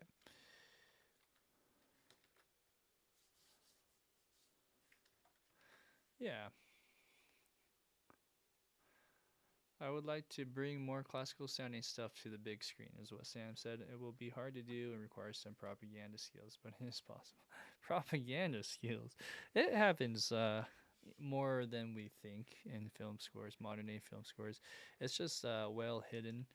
Um, Even jazz stuff, like John Williams, a lot of his stuff is really jazzy with his chords, but he arranges them in ways that isn't jazz. Like in terms of voicing of chords, he does like 13th chords and stuff like that.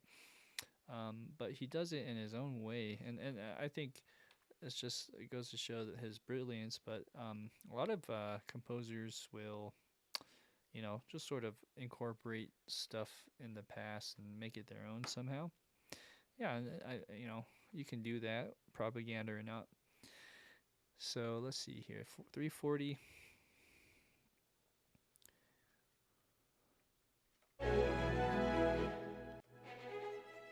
Yeah, I think what's most important is just to know that try not to force anything.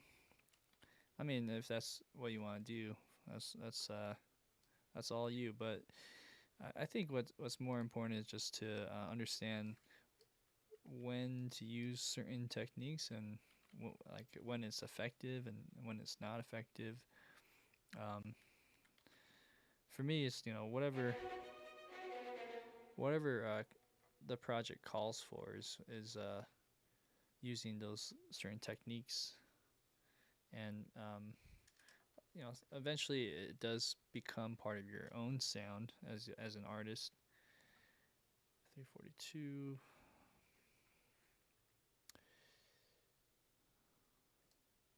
Yeah. So, anyways.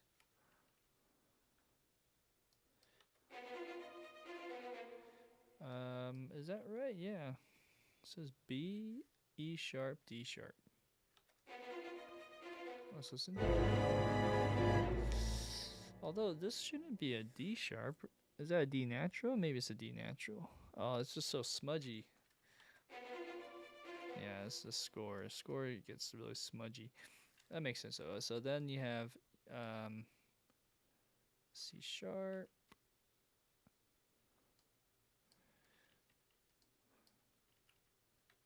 F sharp. Okay, and what time is this? 10? Okay. We can probably do the brass for this section today. C, A, F sharp.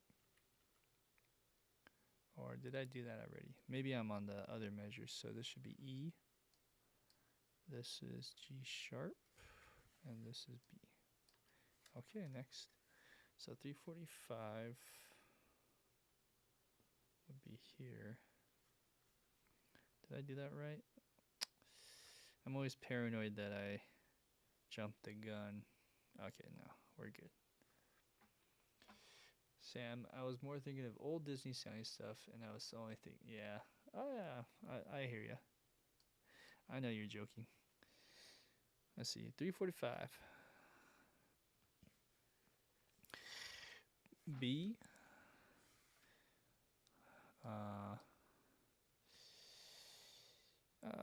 Man. I keep looking at the viola, and then I get confused. Okay. Sounds good. And then we got the next one. This right here is. Oh, actually, no. This should be. Oh, hello. This should be a F natural.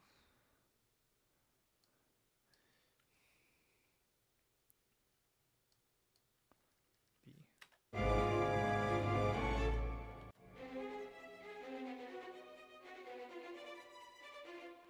Cool. This is interesting stuff. All right, so then over here you have F sharp, C sharp, A.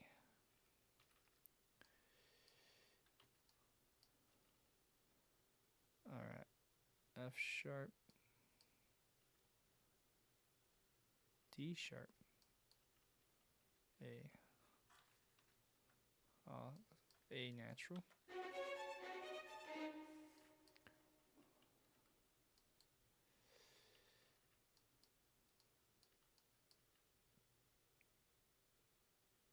E, B, G sharp.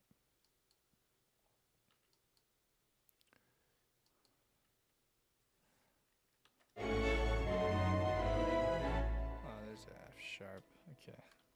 All right. Now this is kind of the home, landing at home here. So, home stretch is what I'm trying to say. Okay. And then we have this.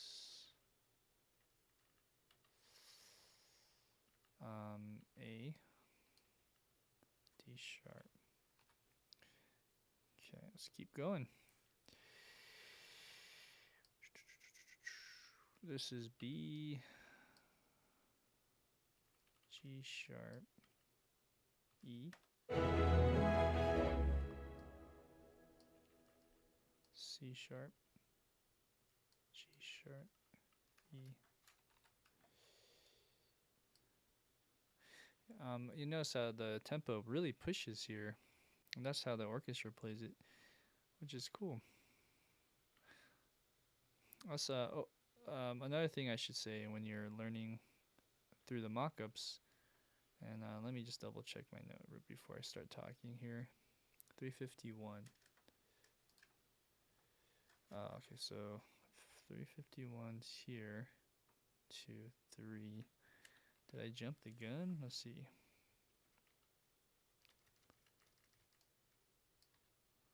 B, G sharp, F sharp. Oh, I looked at the viola. Just you look away for 1 second and you get lost. What I was gonna say is, another thing when you're doing transcriptions, just in general, whether it's this piece or other pieces, you get a feel for when things should start speeding up or slowing down naturally. Because if you're used to just composing inside of a grid or haven't had any real world experiences too much with playing in an orchestra, you'll kind of get used to that grid.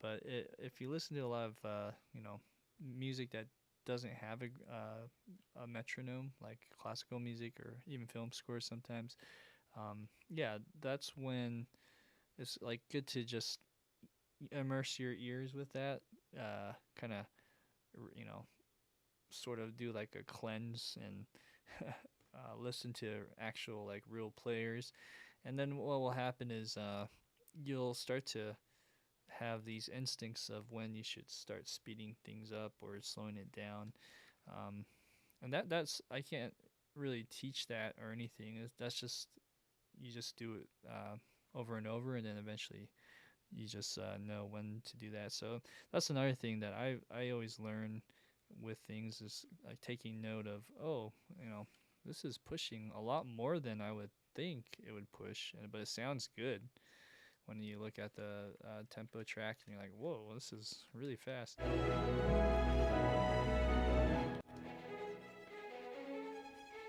So that's the whole point of the tempo track and why I mapped it with the recording. It's a lot more work, but in the end, at the end of the day, life is short. What matters is, did you do enough on your end to learn and get better? Okay, so I think we're almost done. This is 358, 57, 56. 2, 3, 4, 5, 6. All right, last few measures.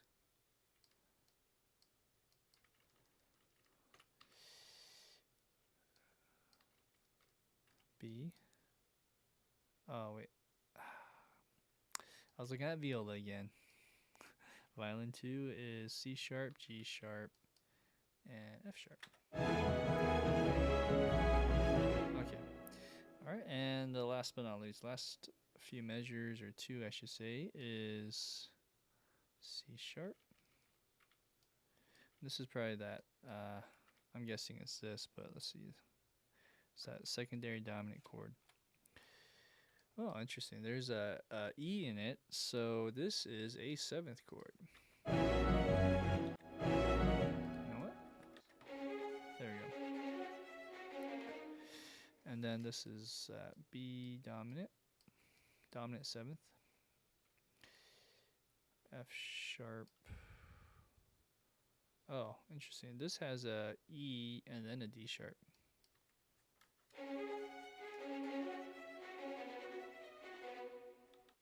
Interesting. That E is a fascinating. I mean, it's a color, but this is a suspended. It's a suspension, just for a moment, and that's probably because the brass or the melody has like a suspension in here. Anyways, I think we're good on this. Let's listen to just the strings. And I'll do my, well, actually I already drew this in, from the viola. Okay, let's just hear it in context.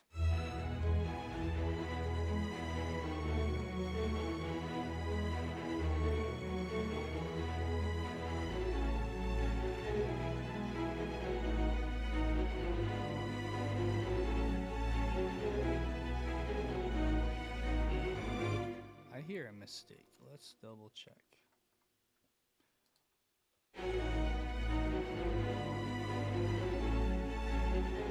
Right there. I think I got a wrong note. 344. 344.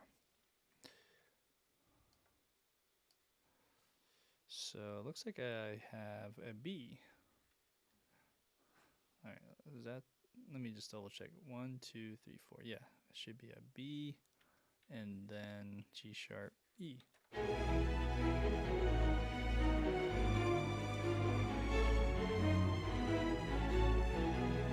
That sounds okay.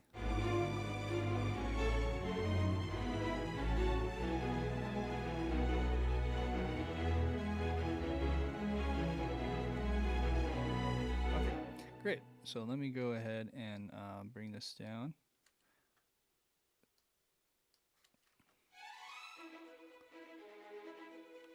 All right. So this measured tremolo, I do have another patch, and I'm just gonna just dabble for a few minutes on my East-West of all the libraries. They have one, and I think Cinemax Studio Strings have a pretty good one too, but I actually don't own the Cinemax Studio Strings. I have their solo strings, but not the regular strings. But anyways, I think that would be a good opportunity to use it right now. But I have the East-West, so I'm going to turn on the East-West real quick. And because my tablet's not working all of a sudden. So over here, I'm going to go and find, well, first off, let's copy these over. So this is the viola part, and this is the violin 2 part. Okay, and the reason why I'm going to do this real quick is to just see if it sounds better. I just think this isn't quite the right articulation for it. On East-West though, if I make sure that this is not, I'll lock it so that doesn't happen. Okay, so it's a Cubase quirk. Over here, if I go to, I think I have measured tremolo. Look at that. They have a measured tremolo patch. But the thing, let me play. Well, so if I press play now, let's see how it sounds.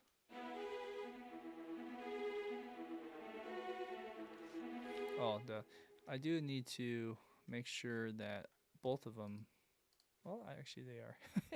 They are both on there. Okay, so it does sound a little funky to me. Oh, that's why. So the reason why it's doing that is because uh hmm uh the reason is it's playing as you do it. So I would have to do something like this, even though I don't want to do all of these. I'm just kind of curious how maybe the first two measures would sound with this instead.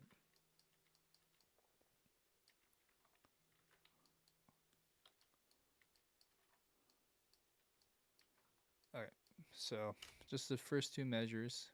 Oops. Okay, so that's the measure tremolo. It's in time. I think it's time stretched to the grid. Um, but over here, see how dry it sounds, and it shouldn't be that dry. And Spitfire doesn't really have any other. We looked already, but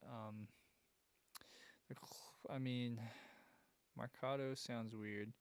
You have a Marcato short, but that's 1 second long. Yeah. So, anyways, there is a difference in tone that I kind of like on the East West. What do you guys think? Anyways, it's a lot of work to go back and then basically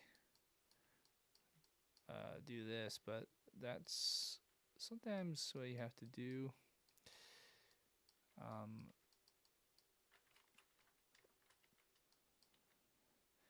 there's ways to go a little bit quicker by highlighting notes that aren't the same. Um, but anyways, let's try this approach just because I spent some time doing it.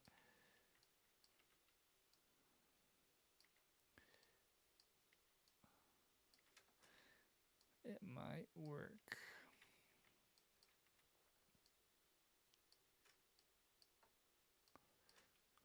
Yeah.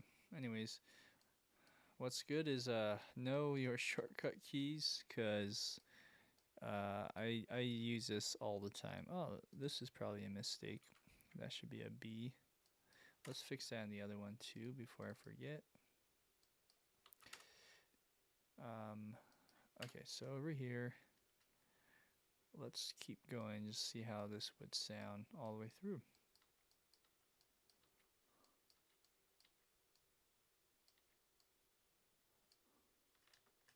Oh.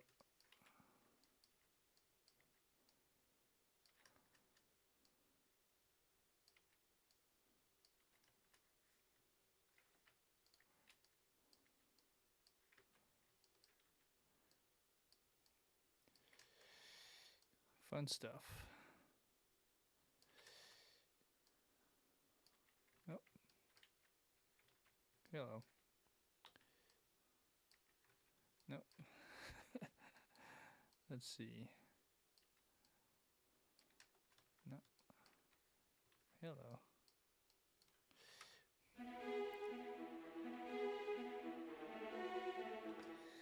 All right. So yeah, it's gonna take a bit, but we're almost done with the violin too, real quick. So let's do that.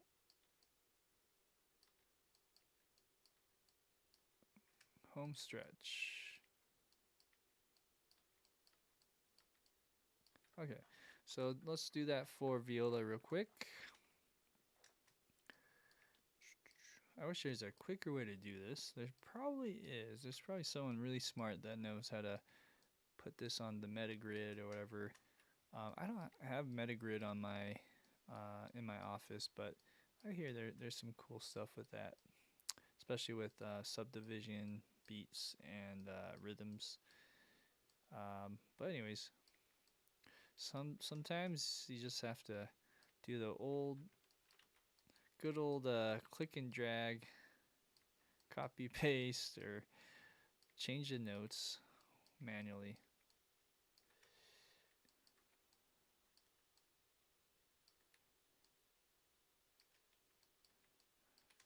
I'm gonna press play and see how it sounds now.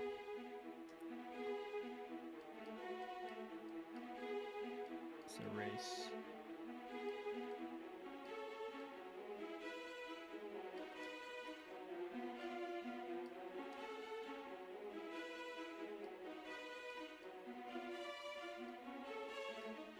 This has more energy compared to the spiccato, which I think is necessary.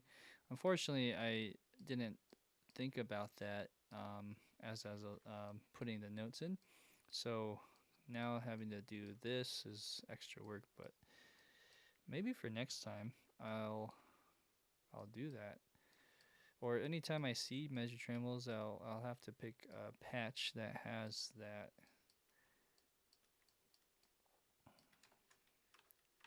So let's go forward a little bit.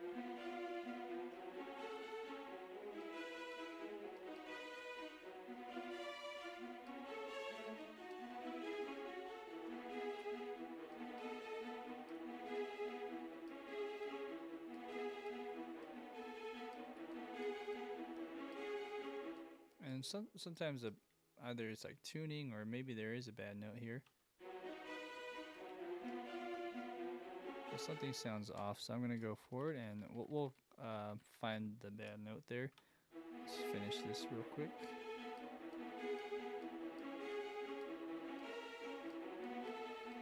Okay, all right. So now let's highlight the silenced ones as well. So it's all we can do it all in one swoop. There seems to be a mistake here real quick. So on the violin 2, I'm assuming. And if we can get that done, we can start on brass. But this might take a second to figure out. One thing I found about cool about key changes is if find a key that give the emotion you want, then key change into that in order of the story. My favorite climax key is E. Cool. Nice. 351. Somewhere here is where I have a bad note.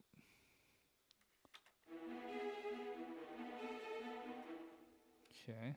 340. 349. Oh, I see. So it's probably over here.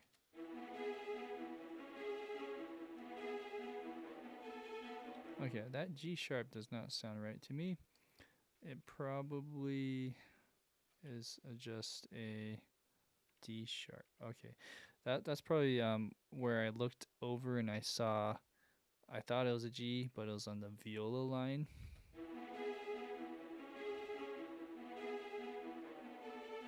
Yeah, even these notes. Let's go and let's fix that as well. Yeah. So over here, this is supposed to be it's supposed to be an A.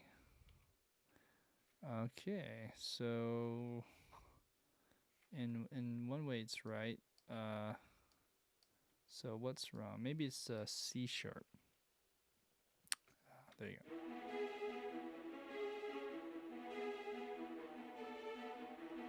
D sharp.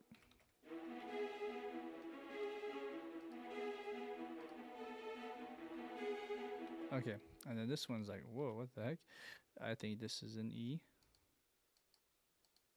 So E. Okay, yeah, I got lost and put in way different notes.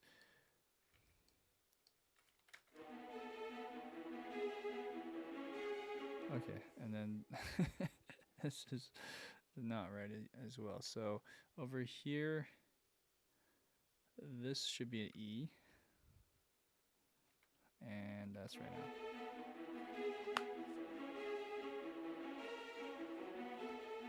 Okay, great. And again, there's a big push in tempo. It's not that noticeable when you listen to everything, but I'm just gonna smooth this out. Bring this down. Okay, great. Let's go ahead and hear it one more time in context and listening with the mix.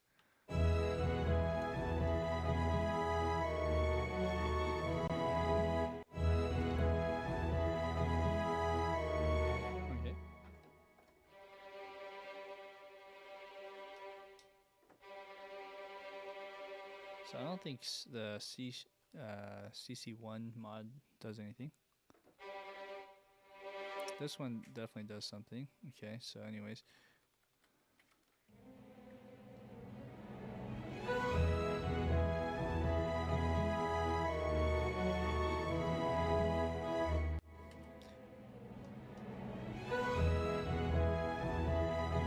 Okay, now the other thing you could do is, what if we added both of those in and layered them?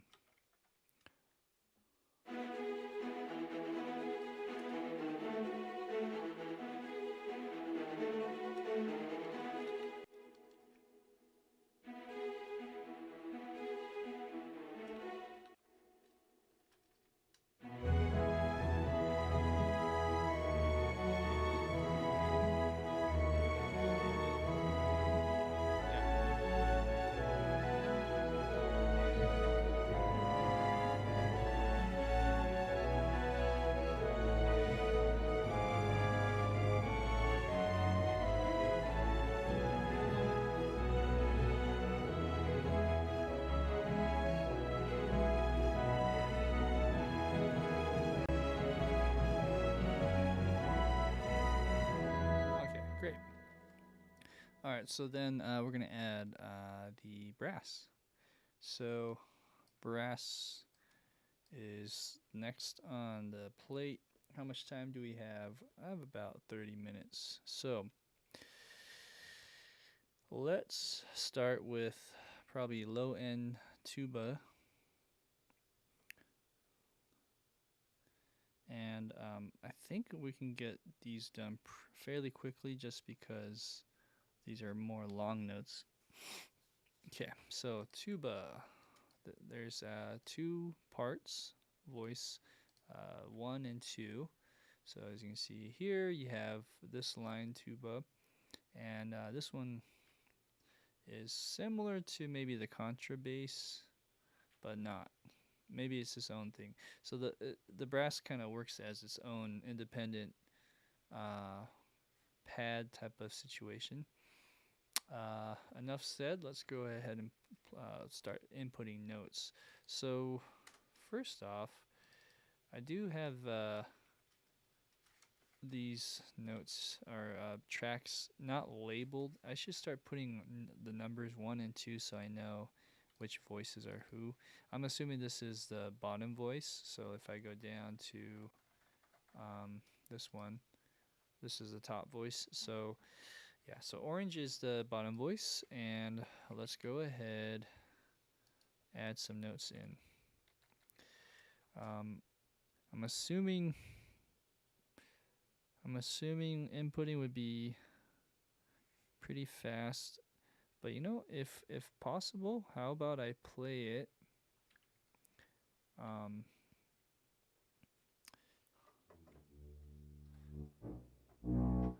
it might be easier if I play it, and these are in octaves, huh?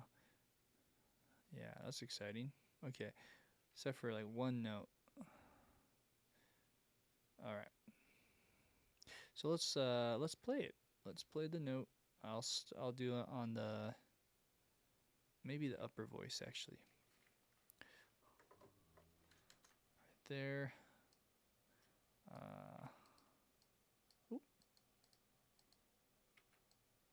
Okay, let's bring up some of that so we can hear it.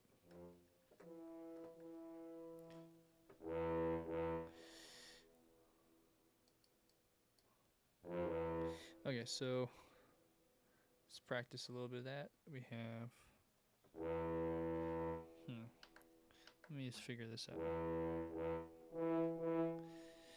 So this is E on E1, E1 or E2, E1, right? E1. Okay, so E1 would be the top voice. E0 would be the bottom voice. Okay, now let's transpose. There we go. 1, 2, 1, 2.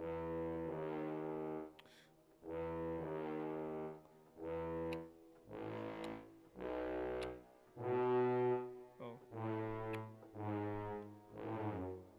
Okay.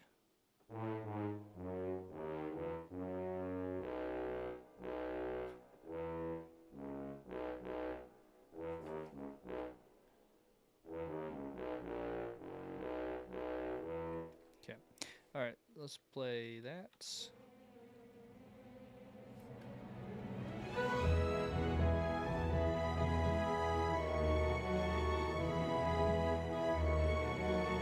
Let's try that one more time.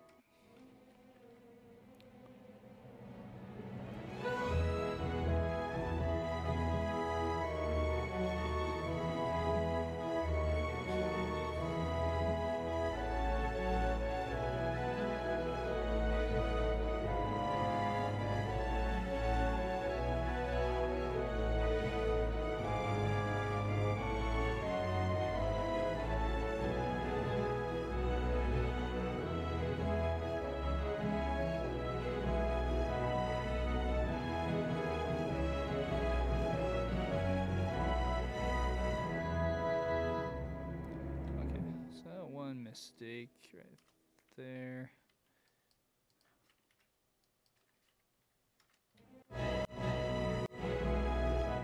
Okay. Let's just do a quick quantize on eighth notes. Yeah. I'll do soft quantize for a second. Okay,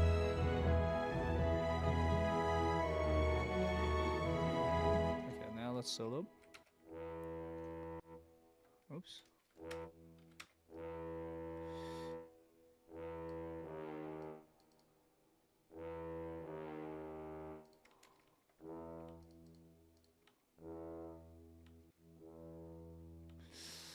I'm just thinking of what's the best articulation here. Marcato would be nice on some of these, so let's say legato for now, and then over here, let's see if there's accents also.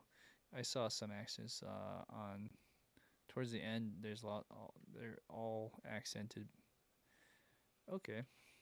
Um, well, so the notes that have basically this run are accented. So maybe here we do marcato.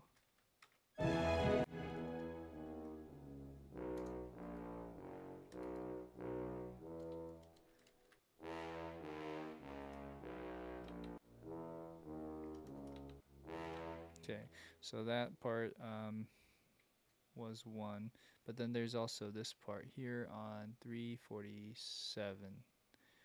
347 is over here in the score, so all of these are also, or most of them are marcatoed. Let's change that right now. Okay.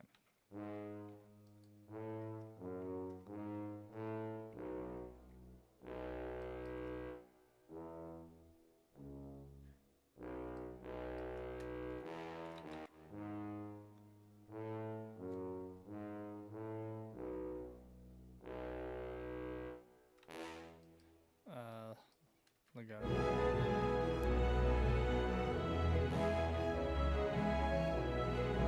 Okay, great. So then what we'll do here, just make sure that these notes are to the grid at, to some degree. Oh, I guess this recorded the other one too. Interesting. I didn't think it would do that. Let's go ahead and delete these because these are not the right notes. And then let's go here and put that down an octave. Now, this one's Spitfire, the second tuba. So second tuba has probably different articulations. Maybe not. So it is quiet, so let's bring that up.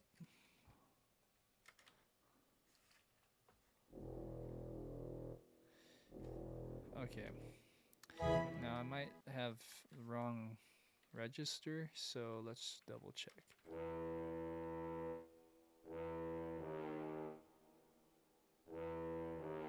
So the lowest note is down here, this A. And then after that, it should go up. Oh, there's also a B. So the only note that was in unison was this F sharp. Okay, let's double check that F sharp. Okay, so how did I mess up? I feel like maybe this needs to go up. Is that right? That seems right. So maybe I overthought it and was one octave off of each other. So E1 is actually the low E.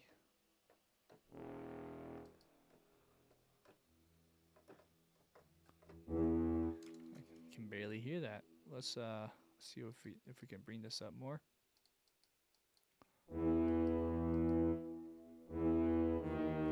Okay, now I can hear it.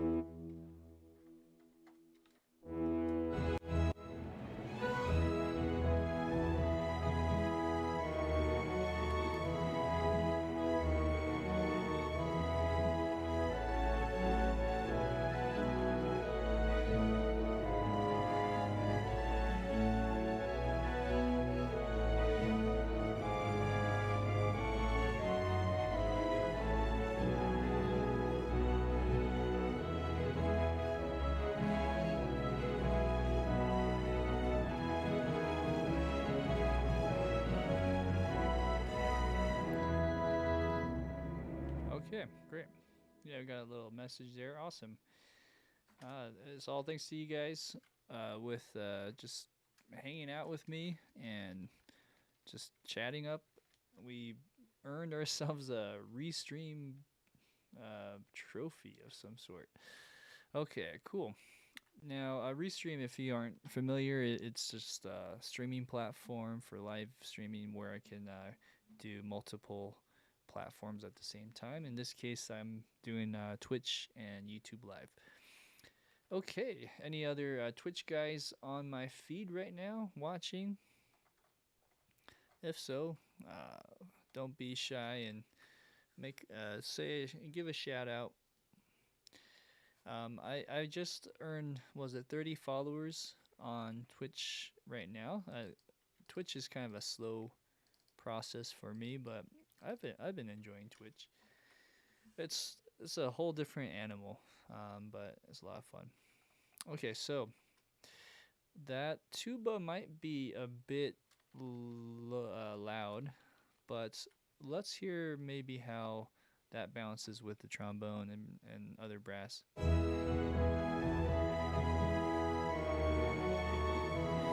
Let's leave it as is for now. Let's go to the trombones now. Um, Trombones have actually something really similar. So if we're to look together, over here, this is your trombone part. There's actually two trombones.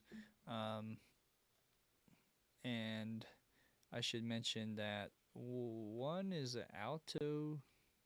Maybe they switched it. At some point in the previous pages, it said something about going to some alto trombone, but let's, for ease of purpose, just keep it on the same tenor trombones. But one thing is, this is in tenor clef because it's a little bit higher in the octave. So that's another thing to think about. But which voice is this doubling? I'm thinking this is kind of doing a third and fifth with the tuba. If that's correct, then I win some more points. Maybe another trophy. Yeah. Okay. So we have G sharp and B with that tuba over here. Now, is this G sharp, the G sharp above the E, just a third above it? I think it is. Yeah. So this is just doing triads, and I think for the most part I can just copy the notes over. So what I mean is over here, to start that and kind of use that as a framework. This is the bottom voice, so if we were to, in this case, it'd be helpful to put this in. with so the red is tuba, purple is trombone. Then what I'll do is voice them up accordingly. Let's just do that right now. Maybe I'll go an octave higher. Be a little easier to see everything. So as I was saying before, this is a G sharp above that E. And let's also make sure that our articulations are all picked out. It looks like they are. Great. So yeah, then now it's just a matter of adding in or changing out the notes to the right ones. I think this is right. All right, yeah. Now it's kind of quiet, so maybe with this one. Bring it up. And of course, this one was a little bit loud, so we can also bounce that a little more. Okay.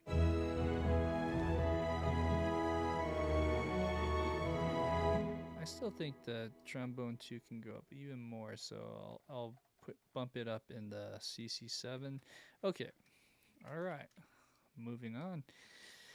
The trombone 2 then goes back to G sharp, and it does this thing again.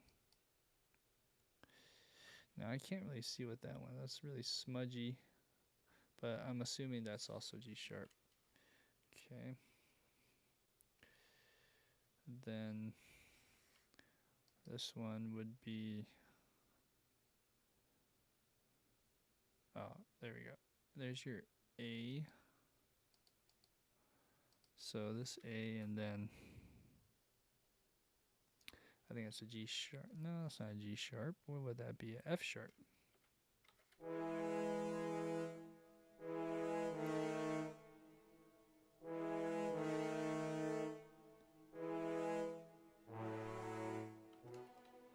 Oh, really? I just read your note there, Sam.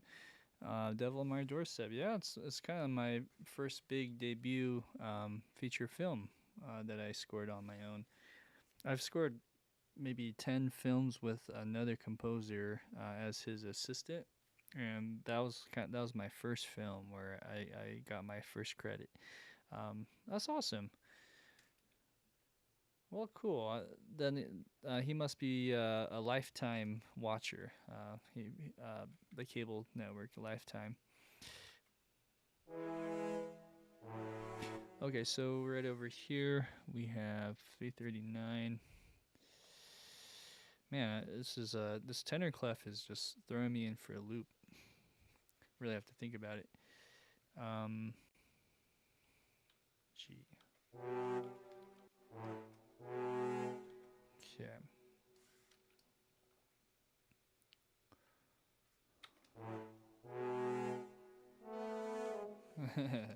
I don't think that's right. That's a B. Yeah, it is. I'm pretty sure that's a B. Okay. Let's just for a moment. It's really close to the tuba, and then another B. Let's also make sure that these aren't overlapping. Cool. We could probably add a crescendo here because that's.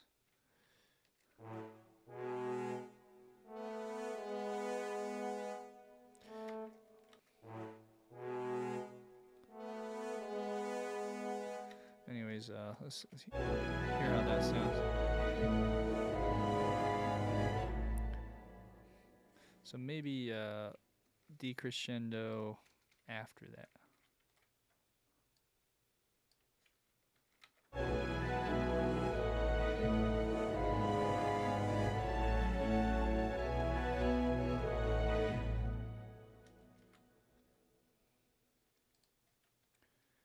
I would find that petrifying. Are you talking about the scoring a movie or reading in tenor clef? Because it is petrifying. I'm just kidding. Yeah, no, this is. Whew. I'm just like, I feel like I'm going really snail speed right now. Okay. Then going over here, this is C. I think I'm getting used to it. Tenor clef's like alto clef. It's just on a different line. And like you're used to reading viola for a second, and then now it's like um, it's like disorienting myself. Uh, this one is a interesting one too. I think there might be some voice crossing here. That's what it's saying. So that's a little weird because I just realized this note doesn't even play. It's too high for the tuba. Well, at least for this sample. So then let's just flip them. Probably will work. Look at that. Okay, so yeah, I think that's good. Let's just keep going then.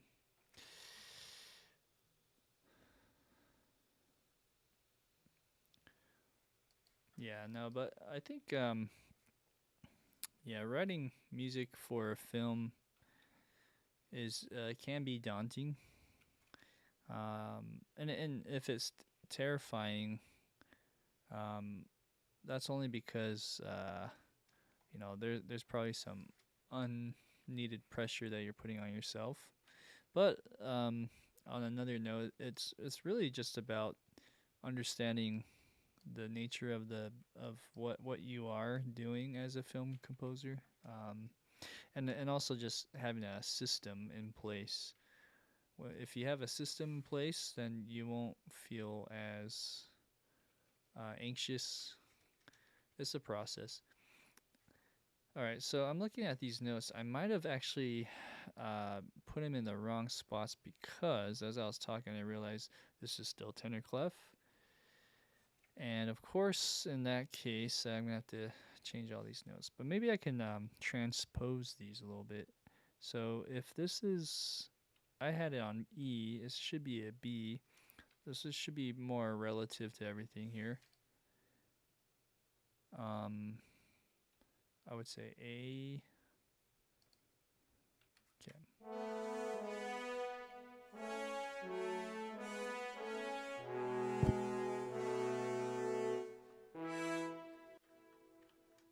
Yeah.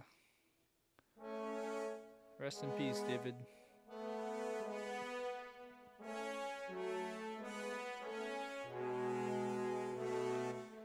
Okay. I think that's right. Let me just double check these notes again. Tenor clef. B, B, C sharp, A, B, C sharp. This is G sharp, A. Okay.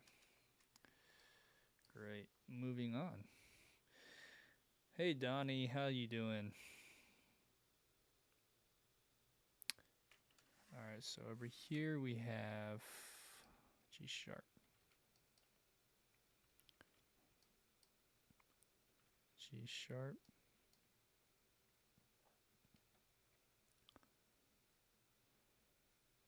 A, yeah. All right, then we have these notes that support the descending bass line here, so this should be B. B. Oh, interesting. There's no note there. Then this should be also a G sharp.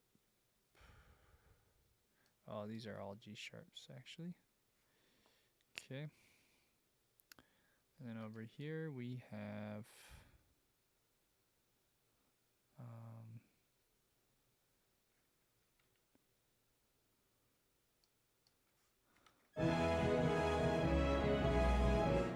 so there's no note there actually.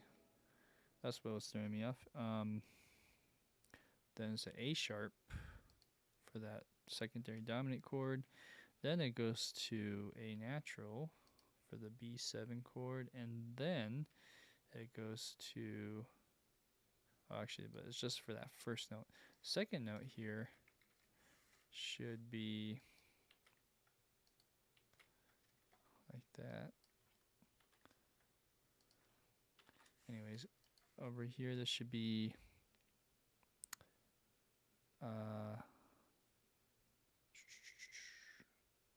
B, and then G sharp.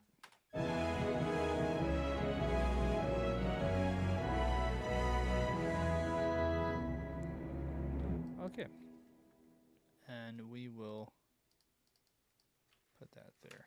Okay, beautiful. So the quick and dirty way then is to just copy this and do that for trombone 2, although none of this has been shaped. I just realized.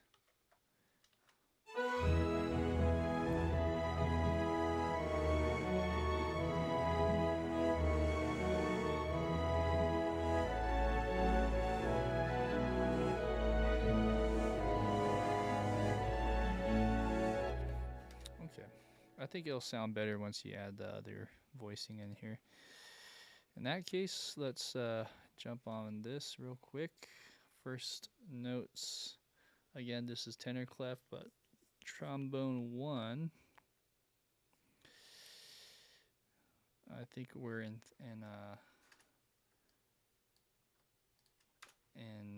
triads.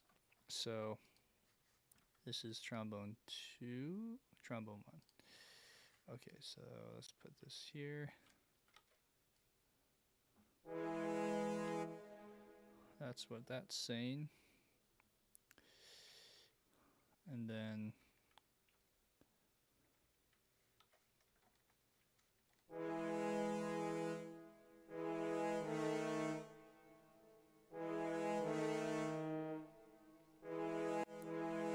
okay, so that's what that's saying. For the trombones, we have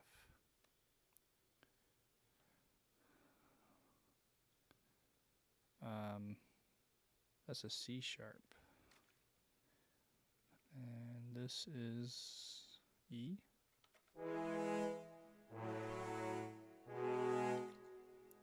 That's a pretty wide. These are pretty wide chords as opposed to originally here. That's good. Just take note of those little things, and how not just taking note of visually, but how they sound. That's I think more what's important. So then after that wide stretch on the E, it goes to D sharp. Look at this, how it contracts. That's really interesting. And then this is a F natural.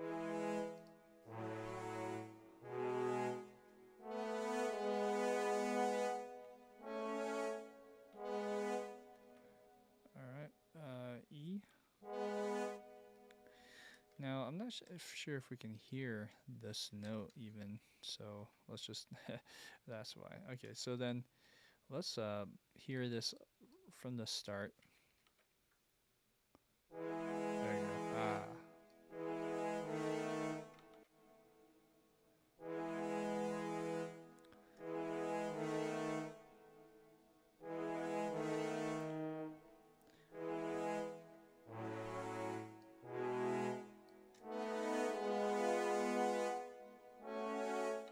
Alright, so I'm just going to double check this right here because there's a problem with the length.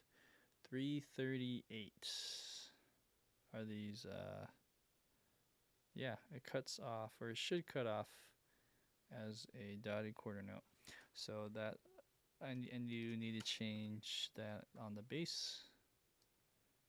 Okay, and now we have all 4. Great.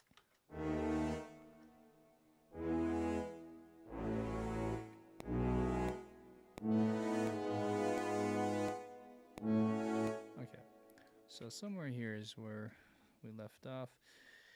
344. 344, you have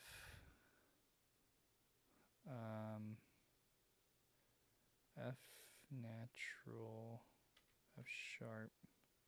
Okay, so then this would be B. Is that right? No, I'm looking at the wrong spot. It should be E. Okay, next.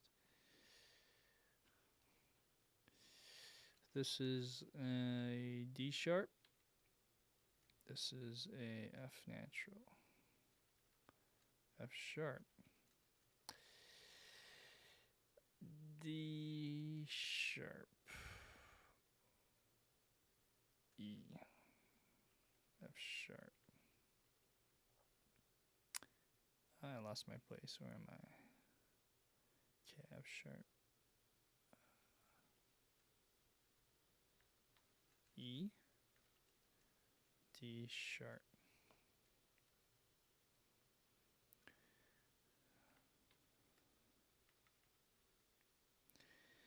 I think when you're doing these transcriptions, it's not like you're always gonna be doing transcriptions. One thing I realize is there's only so much time in the day to do these kind of things. So being able to do these live streams with some with a piece like this, especially, and trying to master it or learn from it, it's a great opportunity. And these things, you never know when you'll have the time to do it again. So I'm really enjoying this. I hope you guys are too. It's a lot of work. I'm not gonna lie, and it's one of those things that there's so much fatigue with just looking at these notes on the iPad and stuff. What happens though is like you kind of have to be more selective on which stuff you want to transcribe, because it's literally back-breaking work doing this. It's not necessary in some ways to go this detailed, but I think I think it in the end it's very beneficial, and I picked up a bunch of things from it. So we have this right here.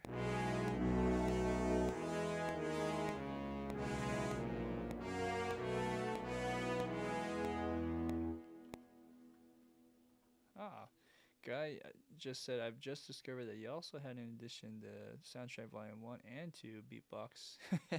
Yeah, beatbox vibes. That's the vocal percussion is for Warner Chappell. It's a production music company, publisher. So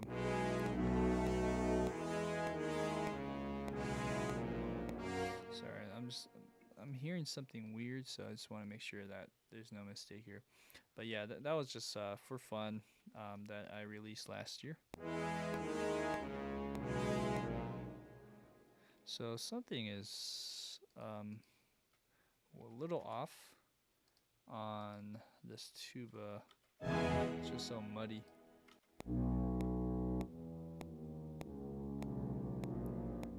I see. So it's a sample kind of thing here. So if anything, let's just put it as a staccato or even tenuto. Oh, that actually sounds pretty good that way. Oh man, I'm just now debating if I should do that for these other ones. See, sometimes the Spitfire stuff sounds really good.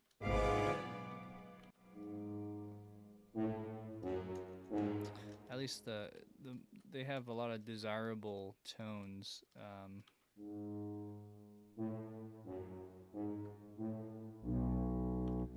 I think that works pretty well.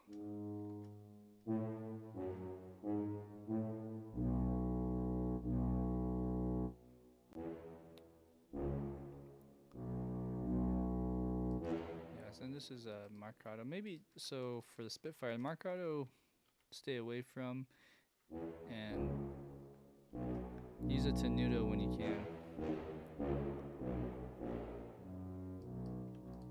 Oh wow.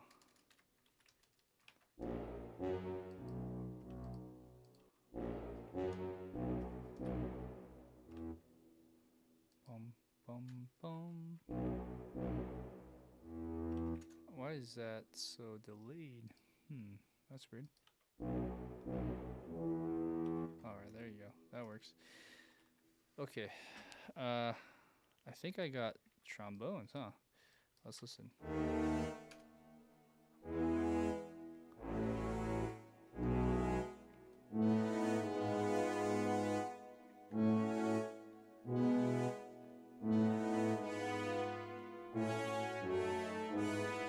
Okay, so now I'm realizing the tenutos sound good on this marcato section. Let's do that. Turn tenutos for these ones as well. Okay, great. But what we need to do here is bring down, oops, let's do it just for this one. Let's bring down some of the velocity.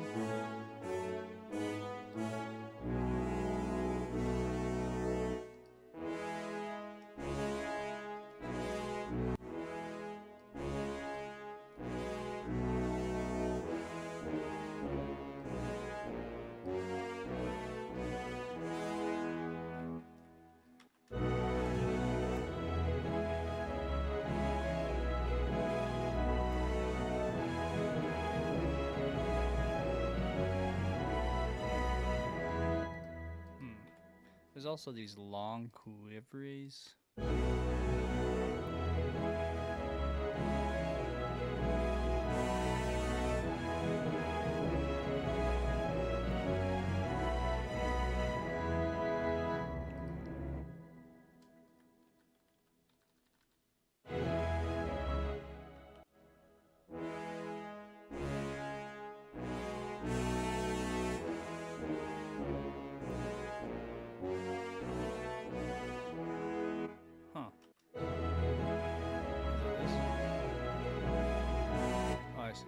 There. So this one's loud. That's more to do with this, I think. Does sound good though. Just debating if it's worth finagling here.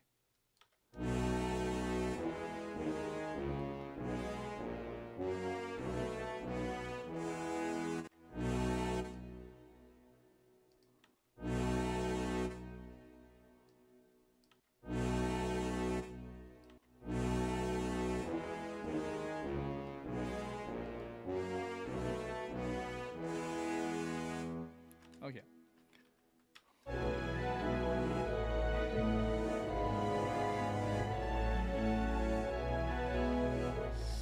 Interesting. I wonder if I should just do that long quiver for all of these. So let's see. Any of these over here we want to do. Oh, actually, here's a quick way to do it. You just go like this and hold out and move it over.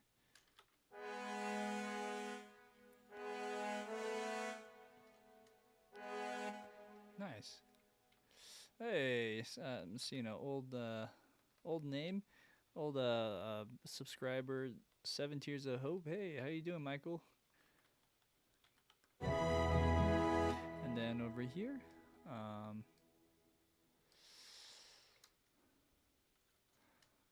let's see.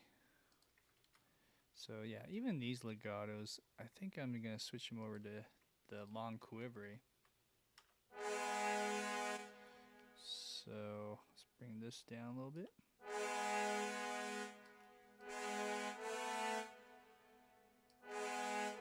Okay, let's hear how that sounds.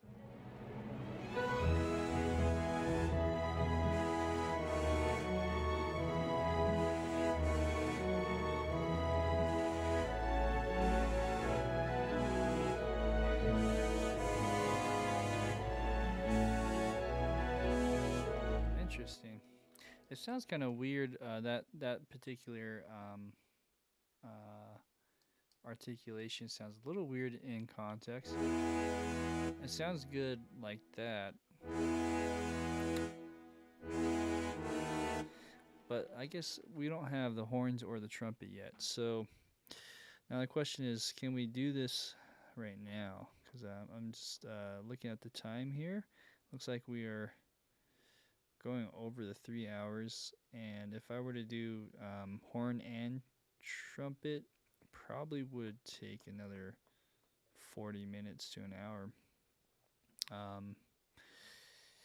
But a lot of this is just the same rhythms, and I'm tempted to just try and finish it.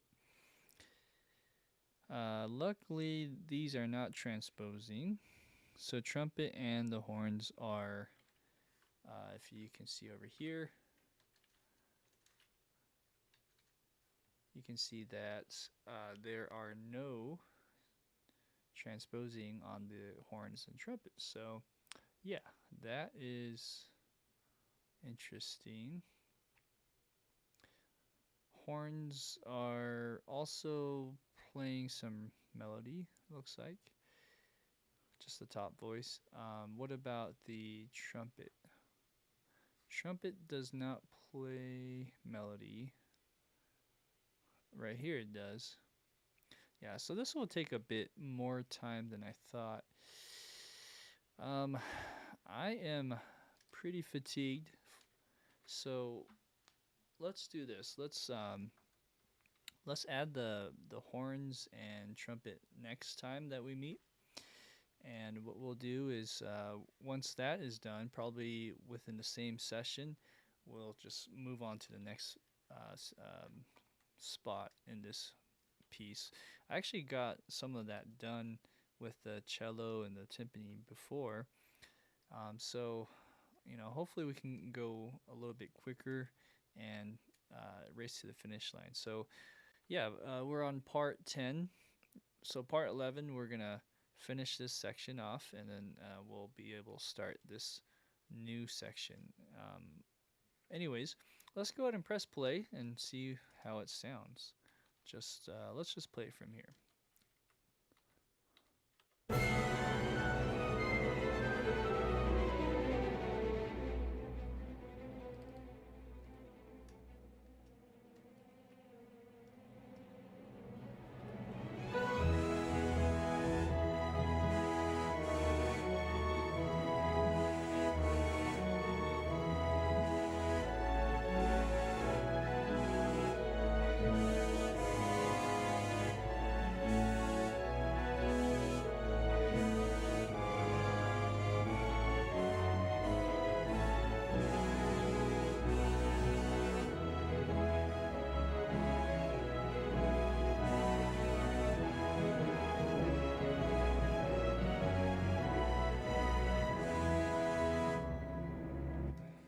Nice. So what I'm going to do one change real quick. There is something a little bit off about those articulations on the cuivre, and it just I don't know. We'll have to hear it with the horns and trumpets to really make a final decision. But if we were to just select these and put them back to let's say just a long. Let's try that and hear how that sounds real quick. And some of them got quieter as time went on. That's probably because I did that. Let's try again.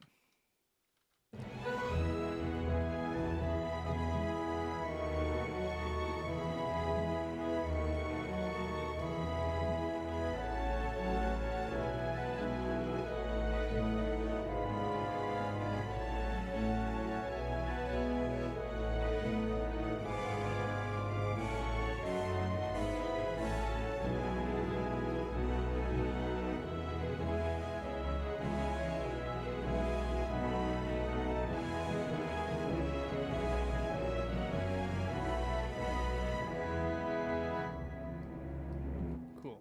Yeah, that sounds a little more blended.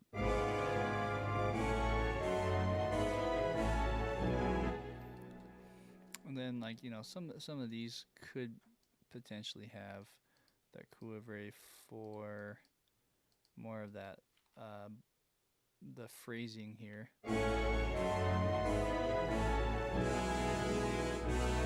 Right. That, to me, that sounds more characteristic.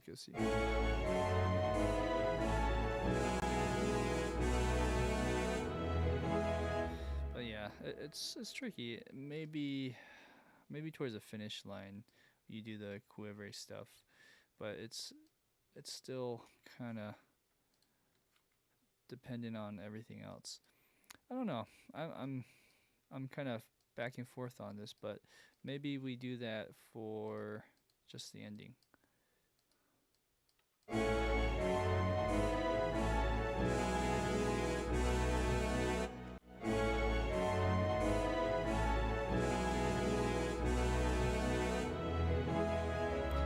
Then you know what's tricky about this is you have to finagle the MIDI here. So I'm just gonna do a quicker way using the range tool. Well, this one I don't need.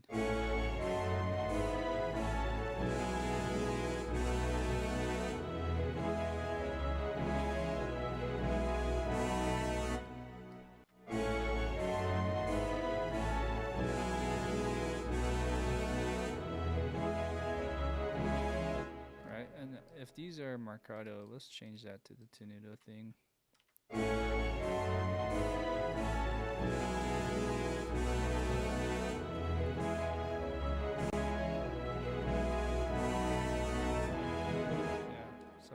It's a little bit of the velocity as well.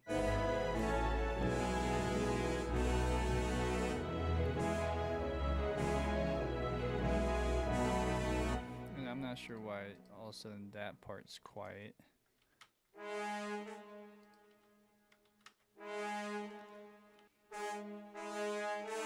Oh, because this is a marcato, that's why. Okay, let's try again.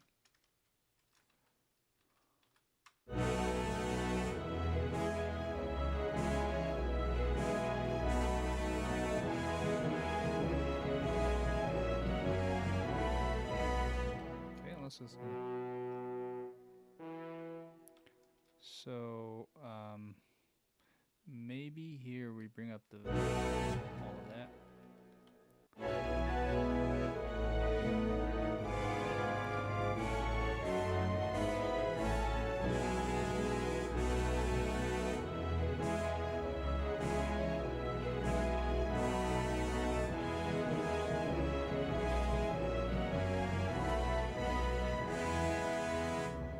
Okay, that sounds better. Yeah, I think we'll just bring up the trombones there for that ending. And that's it for today. Well, thank you for watching, guys. I see some of your notes here. It looks like Donnie just took off, but yeah, a lot of bravos. Thank you, Guy. Appreciate the compliments. With that being said, that's all for today. This is a lot of fun. Again, if you guys haven't subscribed already, be sure to subscribe to this channel. Share it with your friends. Any help goes a long way. I appreciate it, guys. Till next time, I'll see you next week. Take care.